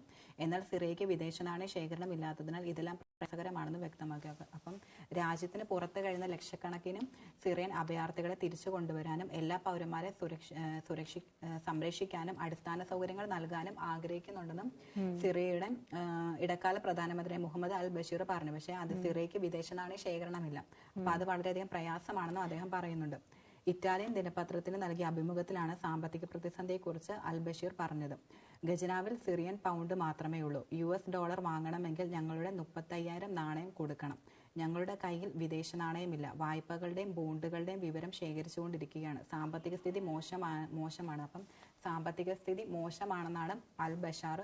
സാമ്പത്തിക സ്ഥിതി ഇല്ലാത്തതുകൊണ്ട് തന്നെ പുനർനിർമ്മിക്കാന്ന് പറഞ്ഞ ഇച്ചിരി സാഹസികമായിട്ടുള്ള കാരണം അത്രയും യുദ്ധം നടന്നതല്ലേ. അപ്പൊ ഇസ്രയേൽ വീണ്ടും അവിടെ ആക്രമണം നടത്തിക്കൊണ്ടിരിക്കുകയാണ്. അപ്പം അവിടെ എല്ലാ പൗരന്മാരെ സുരക്ഷിതമാക്കാനും അതുപോലെ അവർക്ക് അടിസ്ഥാന സൗകര്യങ്ങൾ നൽകാനും ഉള്ള പണം ഇപ്പൊ സിറിയയുടെ പക്കലില്ല. സിറിയയെ പിടിച്ച ഹയാത്ത് തഹ്രീർ അൽ ഷമീന്റെ നേതൃത്വത്തിൽ ഇഡ്ലിബ് ഭരിച്ചിരുന്ന സാൽവേഷൻ സർക്കാരിന്റെ നേതാവായ അൽ ബഷീർ ചൊവ്വാഴ്ചയാണ് സിറിയയുടെ ഇടക്കാല പ്രധാനമന്ത്രിയായത്. 2025 മാർച്ച് 1 വരെയാണ് കാലാവധി. അൽ ഖൈദയുമായി ബന്ധമുണ്ടായിരുന്ന സംഘടനയാണ് HDS. അസാദ് സർക്കാർ വീണ പശ്ചാത്തലത്തിൽ സിറിയയിൽ നിന്നുള്ള അഭയാർത്ഥികളുടെ അപേക്ഷകൾ പരിഗണിക്കുന്നത് യൂറോപ്യൻ രാജ്യങ്ങൾ നിർത്തിവെച്ചിരിക്കുകയാണ്. അപ്പോൾ തുർക്കിയിലും മറ്റിടങ്ങളിലും അഭയാർത്ഥികളായി കഴിഞ്ഞിരുന്ന സിറിയയിൽ തിരിച്ചു വന്നുകൊണ്ടിരുന്നു. ഈ പശ്ചാത്തലത്തിലാണ് അൽ ബഷീറിന്റെ പ്രതികരണം. ഓക്കെ, അപ്പം അവർ കൂടുതലും ഇപ്പൊ പറഞ്ഞു നമ്മൾ തിരിച്ചു വരികയാണ്, അവർ രാജ്യത്തോട് തിരിച്ചു വരികയാണ്. അപ്പൊ അവർക്ക് കൂടുതൽ അടിസ്ഥാന സൗകര്യങ്ങൾ അവരെ സുരക്ഷിതമാക്കാനുള്ള ഇത് സിറിയയുടെ പക്കലില്ല. ഒരു സ്ഥലം വീണ്ടും ഒന്നേന്ന് തുടങ്ങണ്ടേ. അപ്പം അത് ഭയങ്കര ബുദ്ധിമുട്ടായിരിക്കും. അപ്പം ഇനി അവരെന്താണ് അതിനുള്ള അവർക്ക് $US വാങ്ങണമെങ്കിൽ തന്നെ അവരുടെ 35,000 നാണയം അവർക്ക് കൊടുക്കേണ്ടി വരും. അപ്പൊ അതും ഒരു പ്രതിസന്ധിയാണ്. അപ്പം എങ്ങനെയായിരിക്കും ആക്രമണം അഴിച്ചുവിട്ട സിറിയ പുനർനിർമ്മിക്കണം, പക്ഷെ പണമില്ല. അതാണ്. അപ്പം പുതിയ സർക്കാർ ന്യൂനപക്ഷങ്ങളുടെ അവകാശം പൂർണ്ണമായി മാനിക്കണമെന്നും ആവശ്യക്കാർക്ക് സഹായം എത്തുന്നത് തടസ്സപ്പെടുത്തരുതെന്നും സിറിയയെ ഭീകരതയുടെ താവളമായി ഉപയോഗിക്കുന്നത് തടയണമെന്നും US വിമതരോട് നിർദ്ദേശിച്ചിട്ടുണ്ട്. അപ്പം നല്ലൊരു രാഷ്ട്രം കെട്ടിപ്പടുക്കാനായി സാഹോദര്യത്തോടെയും പരസ്പര ബഹുമാനത്തോടെയും ഒന്നിച്ചു നീങ്ങണമെന്ന് സിറിയയിലെ വ്യത്യസ്ത മതവിഭാഗങ്ങളോടും ഫ്രാൻസിസ് മാർപ്പാപ്പയെ ആഹ്വാനം ചെയ്തു. അപ്പം നല്ലൊരു രാഷ്ട്രം കെട്ടിപ്പടുക്കുന്നതിനായി സാഹോദര്യത്തോടെയും പരസ്പര ബഹുമാനത്തോടെയും ഒന്നിച്ചു നീങ്ങണമെന്നാണ് സിറിയയിലെ വ്യത്യസ്ത മതവിഭാഗങ്ങളോടും ഫ്രാൻസിസ് മാർപ്പാപ്പ ആഹ്വാനം ചെയ്യുന്നത്. അപ്പം അതേസമയം ഇസ്രയേൽ തുടർച്ചയായി 4ാം ദിവസം സിറിയയിൽ ആക്രമണം നടത്തുകയാണ്. അപ്പം ഇസ്രയേൽ പക്ഷേ ആക്രമണം നിർത്തുന്നില്ല. ഇസ്രയേൽ പിന്നെയും ആക്രമണം നടത്തിക്കൊണ്ടിരിക്കുകയാണ്. അപ്പം 48 മണിക്കൂറിനിടെ 480 ആക്രമണങ്ങൾ നടത്തിയെന്ന് ഇസ്രയേൽ സൈന്യം പറഞ്ഞു. അപ്പം 48 മണിക്കൂറിനിടെ അപ്പൊ 2 ദിവസം കൊണ്ട് 480 ആക്രമണങ്ങളാണ് നടത്തിയത്. അപ്പൊ നാവികസേനയുടെ 15 കപ്പലുകളും ഒട്ടേറെ ആയുധ ശേഖരവും തകർത്തതായും അറിയിച്ചു. 480 എന്ന് പറയുമ്പോൾ വിശ്രമമില്ലാതെ ആക്രമണം തന്നെ. അതെ, 2 ദിവസം കൊണ്ടാണ് 480 ആക്രമണങ്ങൾ നടത്തുന്നത്. അപ്പം നാവികസേനയുടെ 15 കപ്പലുകൾ ഒട്ടേറെ ആയുധ ശേഖരങ്ങളും തകർത്തെന്നാണ് ഇസ്രായേൽ അറിയിക്കുന്നത്. അപ്പം പിന്നെയും ഇവർ വീണ്ടും പുനർനിർമ്മിക്കാനായിട്ട് ശ്രമിച്ചുകൊണ്ടിരിക്കുമ്പോഴത്തേക്കും ഇസ്രായേൽ വീണ്ടും ആക്രമണം നടത്തിക്കൊണ്ടിരിക്കുകയാണ്. എന്നാണ് നോക്കാം.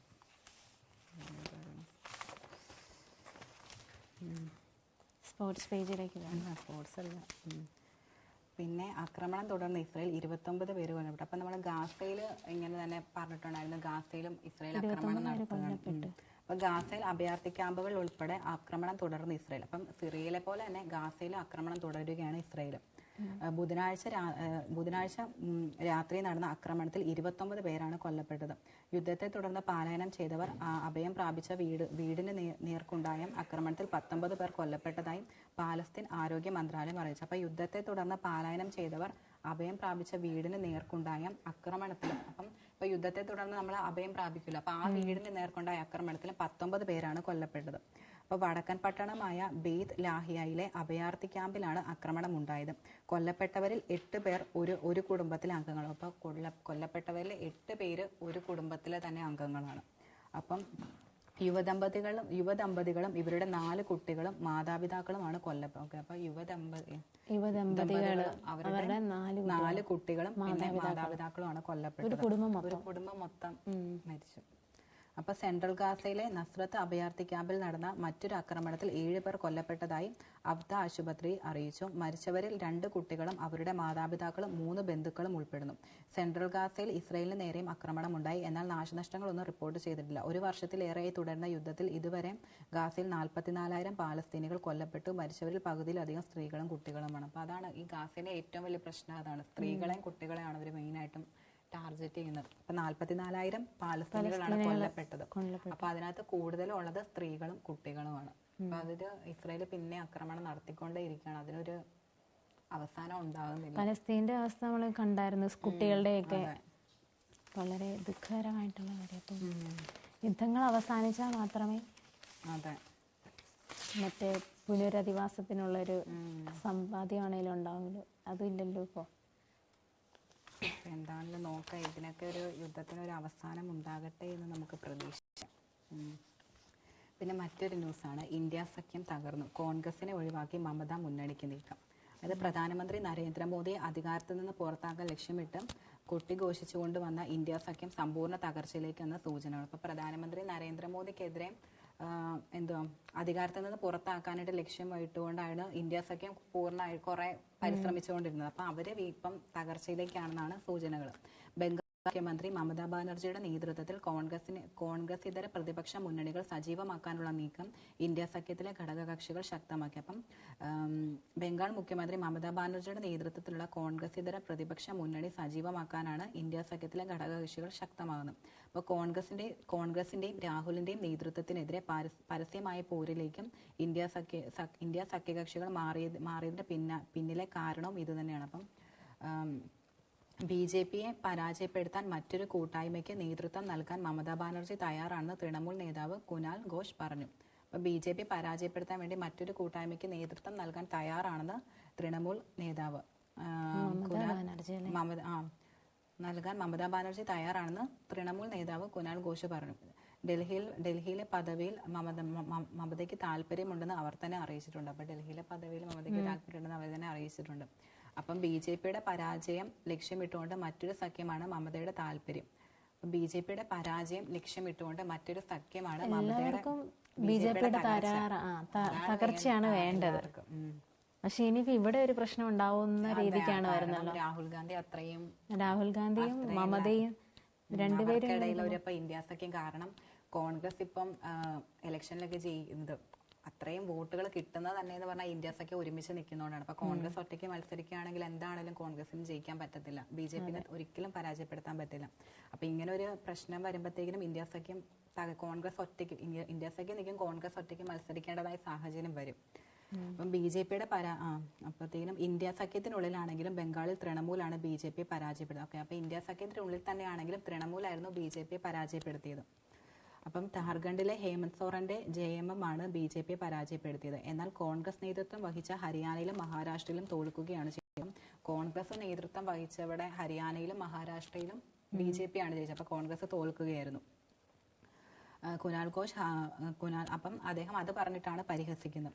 ഈ സാഹചര്യത്തിലാണ് ഇന്ത്യ സഖ്യത്തിലെ വിവിധ പാർട്ടികളുടെ നേതാക്കൾ മമതയെ നേതൃത്വത്തിലേക്ക് നിർദ്ദേശിക്കുന്നതെന്ന് തൃണമൂൽ നേതാവ് പറയുന്നു. ഇന്ത്യ സഖ്യത്തിന്റെ നേതൃത്വത്തിലേക്ക് തന്നെ പിന്തുണച്ച കോൺഗ്രസിതര പ്രതിപക്ഷ പാർട്ടി നേതാക്കൾക്ക് മമതാ ബാനർജി നന്ദി പറഞ്ഞ് രംഗത്തെത്തിയിട്ടുണ്ട്. അപ്പോൾ പ്രതിപക്ഷ നേതാക്കളുടെ പിന്തുണ തനിക്കുള്ളതായി ബഹുമതിയായി കാണുന്നു. എല്ലാവർക്കും ആയുരാരോഗ്യം നേരുന്നതായും അവർ ആരോഗ്യത്തോടിരുന്നാൽ അവരുടെ പാർട്ടികളും നന്നായിരിക്കുമെന്നും മമത പറഞ്ഞു.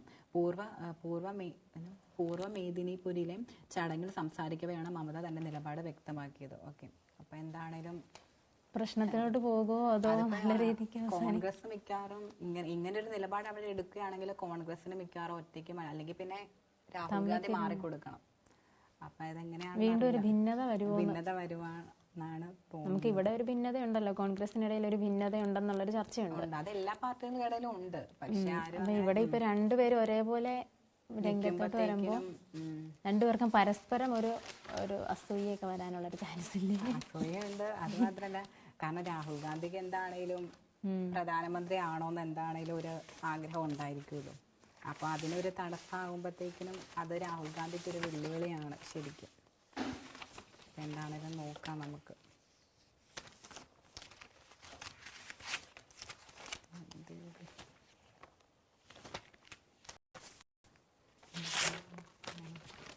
ഓക്കെ, നമ്മൾ കുറച്ച് നാളായിട്ടില്ല, അപ്പൊ കഴിഞ്ഞ കുറെ നാളുകളായിട്ട് ഈ മുല്ലപ്പെരിയാർ വിഷയം വന്നിട്ടുണ്ടായിരുന്നു.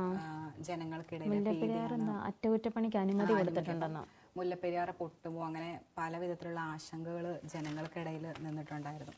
അപ്പം മുല്ലപ്പെരിയാർ അറ്റകുറ്റപ്പണിക്ക് അനുമതി തമിഴ്നാട് മുഖ്യമന്ത്രി വരും മുമ്പേ ഉത്തരവിറക്കി. ഓക്കെ, അപ്പം മുല്ലപ്പെരിയാർ അറ്റകുറ്റപ്പണിക്ക് അനുമതി ഉണ്ടെന്ന് തമിഴ്നാട് മുഖ്യമന്ത്രി വരും മുമ്പേ തന്നെ ഉത്തരവിറക്കി. മുല്ലപ്പെരിയാർ ഡാമിന്റെ അറ്റകുറ്റപ്പണിക്ക് തമിഴ്നാടിന് കേരളത്തിന്റെ അനുമതി. ബുധനാഴ്ചയാണ് ഇക്കാര്യത്തിൽ തീരുമാനമായത്. വൈക്കം സത്യാഗ്രഹ സമരം ശതാബ്ദിയുടെ ബന്ധപ്പെട്ട ചടങ്ങിൽ വ്യാഴാഴ്ച ഇരു മുഖ്യമന്ത്രിമാരും പങ്കെടുക്കാൻ ഇരിക്കവെയാണ് നടപടി. അപ്പൊ ഇന്ന് വൈക്കം സത്യാഗ്രഹ സമര ശതാബ്ദിയുമായി ബന്ധപ്പെട്ട ചടങ്ങിലും കേരളത്തിലെ പിണറായി വിജയനും സ്റ്റാലിനും തമ്മിൽ കൂടിക്കാഴ്ച നടത്താൻ പങ്കെടുക്കാനിരിക്കവെയാണ് ഈ നടപടി. അറ്റകുറ്റപ്പണി കേരളം തടഞ്ഞത് വൈക്കം സന്ദർശന വേളയിൽ തമിഴ്നാട് മുഖ്യമന്ത്രി എം കെ സ്റ്റാലിനെ ഉന്നയിക്കുമെന്ന് തമിഴ്നാട് ജലവിഭവ മന്ത്രി ദുരൈ മുരുകൻ ചൊവ്വാഴ്ച തമിഴ്നാട് നിയമസഭയെ അറിയിച്ചിരുന്നു. സ്റ്റാലിൻ വിഷയം ഉന്നയിക്കും മുൻപ് തന്നെ അനുമതി നൽകിയെന്ന് കേരള സർക്കാരിന്റെ സഹകരണം. സുരക്ഷാ പരിശോധന നടത്തിയിട്ടും മതി അറ്റകുറ്റപ്പണി എന്നായിരുന്നു കേരളം സ്വീകരിച്ച നിലപാട്. ഇതിലാണ് മാറ്റം വന്നത്. അപ്പോൾ സുരക്ഷാ പരിശോധനകളെല്ലാം നടത്തിയിട്ട് മതിയെന്നായിരുന്നു ഈ അറ്റകുറ്റപ്പണിയെ സംബന്ധിച്ചിട്ടുള്ള നിലപാടെന്നാണ് കേരളം കൈക്കൊണ്ടിരുന്നത്. പക്ഷെ അതിലാണ് ഇപ്പം മാറ്റം വന്നിരിക്കുന്നത്. അപ്പൊ തമിഴ്നാട് ഔദ്യോഗികമായ അപേക്ഷ നൽകിയതിന്റെ അടിസ്ഥാനത്തിൽ 7 പ്രവൃത്തികൾക്കാണ് നിബന്ധനകളോടെ ജലവിഭവ വകുപ്പ് അനുമതി നൽകിയിരിക്കുന്നത്. പുതിയ നിർമ്മാണ പ്രവർത്തനങ്ങൾ നടത്തരുതെന്നും ജോലികൾ എക്സിക്യൂട്ടീവ് എഞ്ചിനീയറുടെയോ അദ്ദേഹം ചുമതലപ്പെടുത്തിയിരിക്കുന്ന ഉദ്യോഗസ്ഥരുടെ സാന്നിധ്യത്തിലാകണമെന്നും ഉത്തരവിൽ പറയുന്നുണ്ട്. അപ്പൊ നിർമ്മാണ സാമഗ്രികൾ കൊണ്ടുപോകുമ്പോൾ വനനിയമങ്ങൾ പാലിക്കുകയും വേണം. അപ്പൊ നേരത്തെ കേരളത്തിന്റെ അനുമതി തേടാതെയായിരുന്നു അറ്റകുറ്റപ്പണികൾ തമിഴ്നാടിന്. അപ്പം നേരത്തെ തന്നെ കേരളത്തിന്റെ അനുമതി തേടാതെയായിരുന്നു അറ്റകുറ്റപ്പണികളിലായിട്ടുള്ള തമിഴ്നാടിന്റെ നീക്കങ്ങളെല്ലാം. ഇത് കേരളം തടഞ്ഞിരുന്നു. ഡിസംബർ 4-ന് 2 ലോറികളിലായി മണൽ കൊണ്ടുവന്നതും ദിവസങ്ങളോളം വളക്കടവ് ചെക്ക് പോസ്റ്റിൽ കാത്തുകിടന്ന 2 ലോറികളും കേരളം തടഞ്ഞതിനാൽ മണൽ മറ്റൊരിടത്ത് ഉപേക്ഷിച്ച് മടങ്ങുകയായിരുന്നു. ഓക്കെ, അപ്പം ഔദ്യോഗിക ചർച്ചകൾക്ക് സാധ്യതയില്ലെന്ന് പറയുന്നുണ്ട്. അപ്പം മുല്ലപ്പെരിയാർ വിഷയത്തിൽ കേരള തമിഴ്നാട് മുഖ്യമന്ത്രിമാർ തമ്മിൽ വ്യാഴാഴ്ച ഔദ്യോഗിക ചർച്ചയ്ക്ക് സാധ്യതയില്ല. രാവിലെ വൈക്കത്ത് തന്തൈപ്പെരിയാർ സ്മാരക ഉദ്ഘാടനത്തിന് മുഖ്യമന്ത്രി പിണറായി വിജയനും തമിഴ്നാട് മുഖ്യമന്ത്രി എം കെ സ്റ്റാലിനും പങ്കെടുക്കുന്നുണ്ട്. അപ്പോൾ കുമരകം ലേക്ക് റിസോർട്ടിലാണ് ഇരുവരും ബുധനാഴ്ച തങ്ങിയതും. സ്റ്റാലിൻ മുല്ലപ്പെരിയാർ വിഷയം ഉന്നയിച്ചാൽ തന്നെ അറ്റകുറ്റപ്പണിക്ക് അനുമതി തേടുക എന്നത് മാത്രമാണ് തമിഴ്നാട് ഉദ്ദേശിക്കുന്നത്. ബുധനാഴ്ച ഉത്തരവോടെ അത് അവസാനിക്കും. അപ്പൊ സ്റ്റാലിന് മുല്ലപ്പെരിയാർ വിഷയം ഉന്നയിക്കുകയാണെങ്കിൽ തന്നെ അതിന്റെ അറ്റകുറ്റപ്പണികൾക്ക് അനുമതി തേടുക എന്നത് മാത്രമാണ് അദ്ദേഹത്തിന്റെ ഉദ്ദേശം. അപ്പൊ അതിനെന്തായാലും അനുമതി നൽകിയിട്ടുണ്ട്. അറ്റകുറ്റപ്പണിക്ക് അനുമതി കൊടുത്തിട്ടുണ്ട്. അറിയില്ല, കാര്യം എന്താന്ന് വെച്ചാൽ ഇപ്പൊ റോഡ് പണി നടക്കുന്നതെല്ലാം തകർന്നുകൊണ്ടിരിക്കും. മുല്ലപ്പെരിയാർ പക്ഷേ കേരളത്തിലെ ജനങ്ങളുടെ ഒരു ഭീതിയായിട്ട് ഇപ്പോഴും നിലനിൽക്കുന്നതാണ് മുല്ലപ്പെരിയാർ. പക്ഷെ അത് പണിയുമ്പോ അതിന്റേതായ രീതിക്ക് അല്ലെ കൃത്യമായിട്ട് ചെയ്യാന്നുള്ളത്. ഒരു ഡാം അല്ലേ, അവരെല്ലാ വർഷം അറ്റകുറ്റപ്പണികൾ ചെയ്യുന്നതാണ്. പക്ഷേ 50 വർഷമോ 50 വർഷമല്ലേ ഒരു ഡാമിന്റെ? അല്ല, 50 വർഷം കാലാവധി പറഞ്ഞങ്ങാണ്ടല്ലേ. പക്ഷെ അതിൽ കൂടുതൽ വർഷങ്ങളായി, കുറെ വർഷങ്ങളായി അത്. അപ്പം അറ്റകുറ്റപ്പണി കേരളം ഉന്നയിച്ചുകൊണ്ടിരുന്നത് ഒരു പുതിയ ഡാം പണിയുക എന്നുള്ളത് തന്നെയാണ്. പക്ഷെ അതിന് തമിഴ്നാട് അനുമതി നൽകുന്നില്ല. അപകടം ഉണ്ടായിക്കഴിഞ്ഞാൽ കേരളം മുഴുവനും അല്ലെങ്കിൽ കേരളത്തിന്റെ ഭാഗികമായി നശിക്കുമെന്നാണല്ലോ പറയുന്നത്. ഓക്കെ. പിന്നെ വേറൊരു ന്യൂസാണ്, US മിസൈലുമായി യുക്രൈൻ വീണ്ടും. അസോവ് കടലിലെ റഷ്യൻ സൈനിക കേന്ദ്രം ലക്ഷ്യമിട്ട് US നിർമ്മിത സൂപ്പർസോണിക് ബാലിസ്റ്റിക് മിസൈലുകൾ അറ്റാക്കംസ് വീണ്ടും യുക്രൈൻ പ്രയോഗിച്ചെന്ന് റഷ്യ പറഞ്ഞു. ഓക്കെ. അപ്പം അസോവ് കടലിലെ റഷ്യൻ സൈനിക കേന്ദ്രം ലക്ഷ്യമിട്ടുകൊണ്ട് US നിർമ്മിത സൂപ്പർസോണിക് ബാലിസ്റ്റിക് മിസൈല് വീണ്ടും യുക്രൈൻ പ്രയോഗിച്ചെന്നാണ് റഷ്യ പറയുന്നത്. അപ്പോൾ 6 മിസൈലുകളും വെടിവെച്ച് വീഴ്ത്തിയെന്നും അറിയിച്ചു. മധ്യദൂര ഹൈപ്പർസോണിക് മിസൈൽ ഒറേഷ്നിക് കൊണ്ട് യുക്രൈനിന് തിരിച്ചടി നൽകുമെന്ന് റഷ്യ മുന്നറിയിപ്പ് നൽകിയിട്ടുണ്ട്. അപ്പോൾ US ബ്രിട്ടീഷ് ദീർഘദൂര മിസൈലുകൾ യുക്രൈൻ സൈന്യം നവംബർ 19 ആദ്യം റഷ്യക്ക് നേരെ പ്രയോഗിച്ചത്. ഇതിന് തിരിച്ചടിയായി നവംബർ 21 ഒറേഷ്നിക് മിസൈൽ ഉപയോഗിച്ച് റഷ്യ തിരിച്ചടിച്ചിരുന്നു. അപ്പൊ ഇവര് അങ്ങോട്ടും ഇങ്ങോട്ടും അതെ ഇതാണ്. പക്ഷെ എന്താ US-നും യൂറോപ്പിലും പോകരുത്, റഷ്യയുടെ മുന്നറിയിപ്പ്. US കാനഡ, യൂറോപ്യൻ യൂണിയൻ രാജ്യങ്ങൾ എന്നിവിടങ്ങളിലേക്കുള്ള യാത്ര ഒഴിവാക്കണമെന്ന് പൗരന്മാർക്ക് റഷ്യൻ വിദേശകാര്യ മന്ത്രാലയം നിർദ്ദേശം നൽകി. US-ഉമായുള്ള ബന്ധം വഷളായതിനാൽ റഷ്യൻ പൗരന്മാർ ഈ രാജ്യങ്ങളിൽ വേട്ടയാടപ്പെടാൻ സാധ്യതയുണ്ടെന്നാണ് മുന്നറിയിപ്പ്. അവരുടെ സുരക്ഷയ്ക്ക് വേണ്ടിയിട്ട്. അപ്പൊ റഷ്യയുടെ മുന്നറിയിപ്പാണ് US-ലും യൂറോപ്പിലും പോകരുതെന്നുള്ളത്. അപ്പം US കാനഡ, യൂറോപ്യൻ യൂണിയൻ രാജ്യങ്ങൾ എന്നിവിടങ്ങളിലേക്ക് യാത്ര ഒഴിവാക്കണമെന്നാണ് റഷ്യൻ വിദേശകാര്യ മന്ത്രാലയം പൗരന്മാർക്ക് നിർദ്ദേശം നൽകിയിട്ടുള്ളത്. ഇപ്പൊ റഷ്യ ട്രംപ് US-ലും യൂറോപ്പിലൊക്കെ പോയിട്ട് കാര്യമുള്ളൂ. പക്ഷെ US-ലും യൂറോപ്പിലും പോകരുതാണ് റഷ്യ പറയുന്നത്. US-ആയിട്ടുള്ള ബന്ധം അവർക്ക് വഷളായിട്ടിരിക്കുന്നതുകൊണ്ട് തന്നെ അവരെ ആക്രമിക്കാനുള്ള ചാൻസ്, അവര് വേട്ടയാടപ്പെടാൻ സാധ്യതയുണ്ടെന്നാണ് റഷ്യൻ വിദേശകാര്യ മന്ത്രാലയം പറയുന്നത്. അപ്പൊ അതുകൊണ്ട് അങ്ങോട്ട് പോകരുതെന്നാണ് റഷ്യ മുന്നറിയിപ്പ് നൽകുന്നത്. ഓക്കെ. അപ്പൊ നമുക്കിനി സ്പോർട്സ് പേജിലോട്ട് പോകാം. ഇന്നെന്താ ക്ലാസിക് ഫിനാലെ ലോക ചെസ് ചാമ്പ്യൻഷിപ്പിന്റെ 13ാം റൗണ്ടും സമനില. ഇന്ന് അവസാന റൗണ്ട് പോരാട്ടാണ്. നമുക്ക് നോക്കാം ഇന്ന് ആര് ജയിക്കുമായിരിക്കും.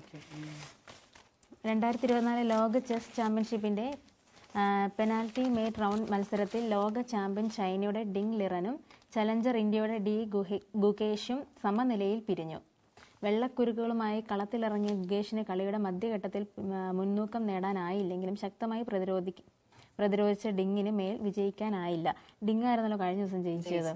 അത് കഴിഞ്ഞപ്പോൾ ഇവർക്ക് സമനില പോയിന്റായിട്ട് വന്നേക്കുമെന്ന് തോന്നുന്നു. ഇപ്പം ഇന്നിപ്പോൾ നമുക്കറിയാം ആര് വിജയിക്കും എന്നുള്ളത്.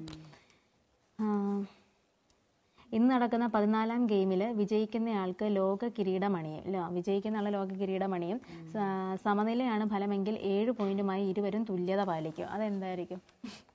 രണ്ടുപേരും സമനിലയാണെങ്കിൽ 7 പോയിന്റ് വീതം തുല്യത പാലിക്കുന്ന പറയുന്നത്. അല്ലെങ്കിൽ വിജയിക്കുന്ന ആൾക്ക് കിരീടം അണിയും. എങ്ങനെയാവും നമുക്ക് നോക്കാം. കാര്യം ഇവർ രണ്ടുപേരും കട്ടയ്ക്ക് നിൽക്കണം. ഇപ്പം കഴിഞ്ഞ ദിവസം പുള്ളി ജയിച്ചു, ഡിങ് ലിറൻ ചെയ്യും. അപ്പം ഗുകേഷും ഒട്ടും പിന്നിലല്ല, രണ്ടുപേരും സമനിലയ്ക്ക് ഇങ്ങനെ നിൽക്കുന്നതുകൊണ്ട് ആര് കിരീടം അണിയുന്നുള്ളതിൽ നമ്മൾ നോക്കിയിരുന്ന് കാണേണ്ട എന്താ. 13ാം ഗെയിമിൽ E4 കളിച്ച് നീക്കങ്ങൾ ആരംഭിച്ച ഗുകേഷിനെതിരെ ഫ്രഞ്ച് ഡിഫൻസാണ് ഡിങ് ലിറനെ ആയിരിക്കും സ്വീകരിച്ചത്. ചാമ്പ്യൻഷിപ്പിൽ ഗുകേഷ് 3ാം തവണയാണ് ഇതേ നീക്കത്തോടെ കളി ആരംഭിക്കുന്നത്. 8ാം നീക്കം ഗുകേഷ് ബിഷപ്പ് E3 കളിച്ചപ്പോൾ മാറ്റേഴ്സ് ഡേറ്റാബേസിൽ ഇതിനു മുൻപ് ആരും ഇപ്രകാരമുള്ള നീക്കങ്ങൾ നടത്തിയതായി കാണുന്നില്ലെന്ന് ഫിഡെ ബ്രോഡ്കാസ്റ്റ് ചെയ്തു. ആദ്യ നീക്കങ്ങൾക്കായി പതിവ് പോലെ ഡിങ് ലിറൻ കൂടുതൽ സമയമെടുത്തപ്പോൾ മധ്യനിരയിലെ നീക്കങ്ങൾക്ക് ഗുകേഷ് കൂടുതൽ സമയം ചെലവിട്ടു. ആദ്യ 20 നീക്കങ്ങൾ കഴിഞ്ഞപ്പോൾ ഇരുവർക്കും 35 മിനിറ്റാണ് ക്ലോക്കിൽ അവശേഷിച്ചത്.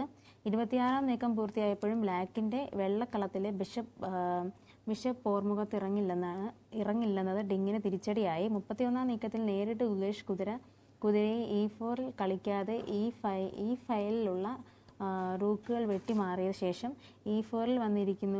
കളിയുടെ കാര്യങ്ങളാണ് പറഞ്ഞത്. എന്നെങ്കിൽ ഗുകേഷിന് വിജയവഴി തെളിയുമായിരുന്നു. എന്നാൽ ആ അവസരം പ്രയോജനപ്പെടുത്താൻ ഗുകേഷിനായില്ല. 53ാം നീക്കത്തിൽ ഗുകേഷിന് കളത്തിൽ ഒരു പോൺ ലീഡ് ലഭിച്ചു. റൂക്കും 2 പോണിനുമെതിരെ റൂക്കും 2 പോണിനുമെതിരെ റൂക്കും 3 പോണുകളുമായി നീങ്ങിയ വൈറ്റിന് വിജയം കണ്ടെത്താൻ അത് മതിയായിരുന്നില്ല. 69ാം നീക്കത്തിൽ 3-ഫോൾഡ് റെപ്പറ്റീഷനുകളിലൂടെ കളി സമനിലയായി. എന്തായാലും ഇത് ഭയങ്കര ഒരു ഇതിലാണ് നിൽക്കുന്നത്. അവർ രണ്ടുപേരും സമനിലയിൽ നിൽക്കുന്നതുകൊണ്ട് ആര് വിജയിക്കുമെന്നൊന്നും അറിയില്ല. നോക്കാം. വിജയിക്കുന്ന ആൾക്ക് കിരീടം അണയും, അല്ലെങ്കിൽ രണ്ടുപേർക്കും സമനില എന്നുള്ള രീതിക്ക് തന്നെ എന്നാണ് പറഞ്ഞേക്കുന്നത്. നോക്കാം വേറെ എന്തെങ്കിലും ഉണ്ട്. അപ്പോൾ ഇത്രയേ ഉള്ളൂ. അപ്പോൾ ഇന്നത്തെ നമ്മൾ അത്യാവശ്യം ന്യൂസുകളെല്ലാം കവർ ചെയ്തിട്ടുണ്ടല്ലേ? അതെ, അത്യാവശ്യം കവർ ചെയ്തിട്ടുണ്ട്. അപ്പോൾ ഇതിനകത്ത് എന്തെങ്കിലുമൊക്കെ മിസ്റ്റേക്ക് ഉണ്ടെങ്കിൽ ക്ഷമിക്കുക. വീണ്ടും അടുത്ത ന്യൂസുമായിട്ട് നാളെ കാണാം.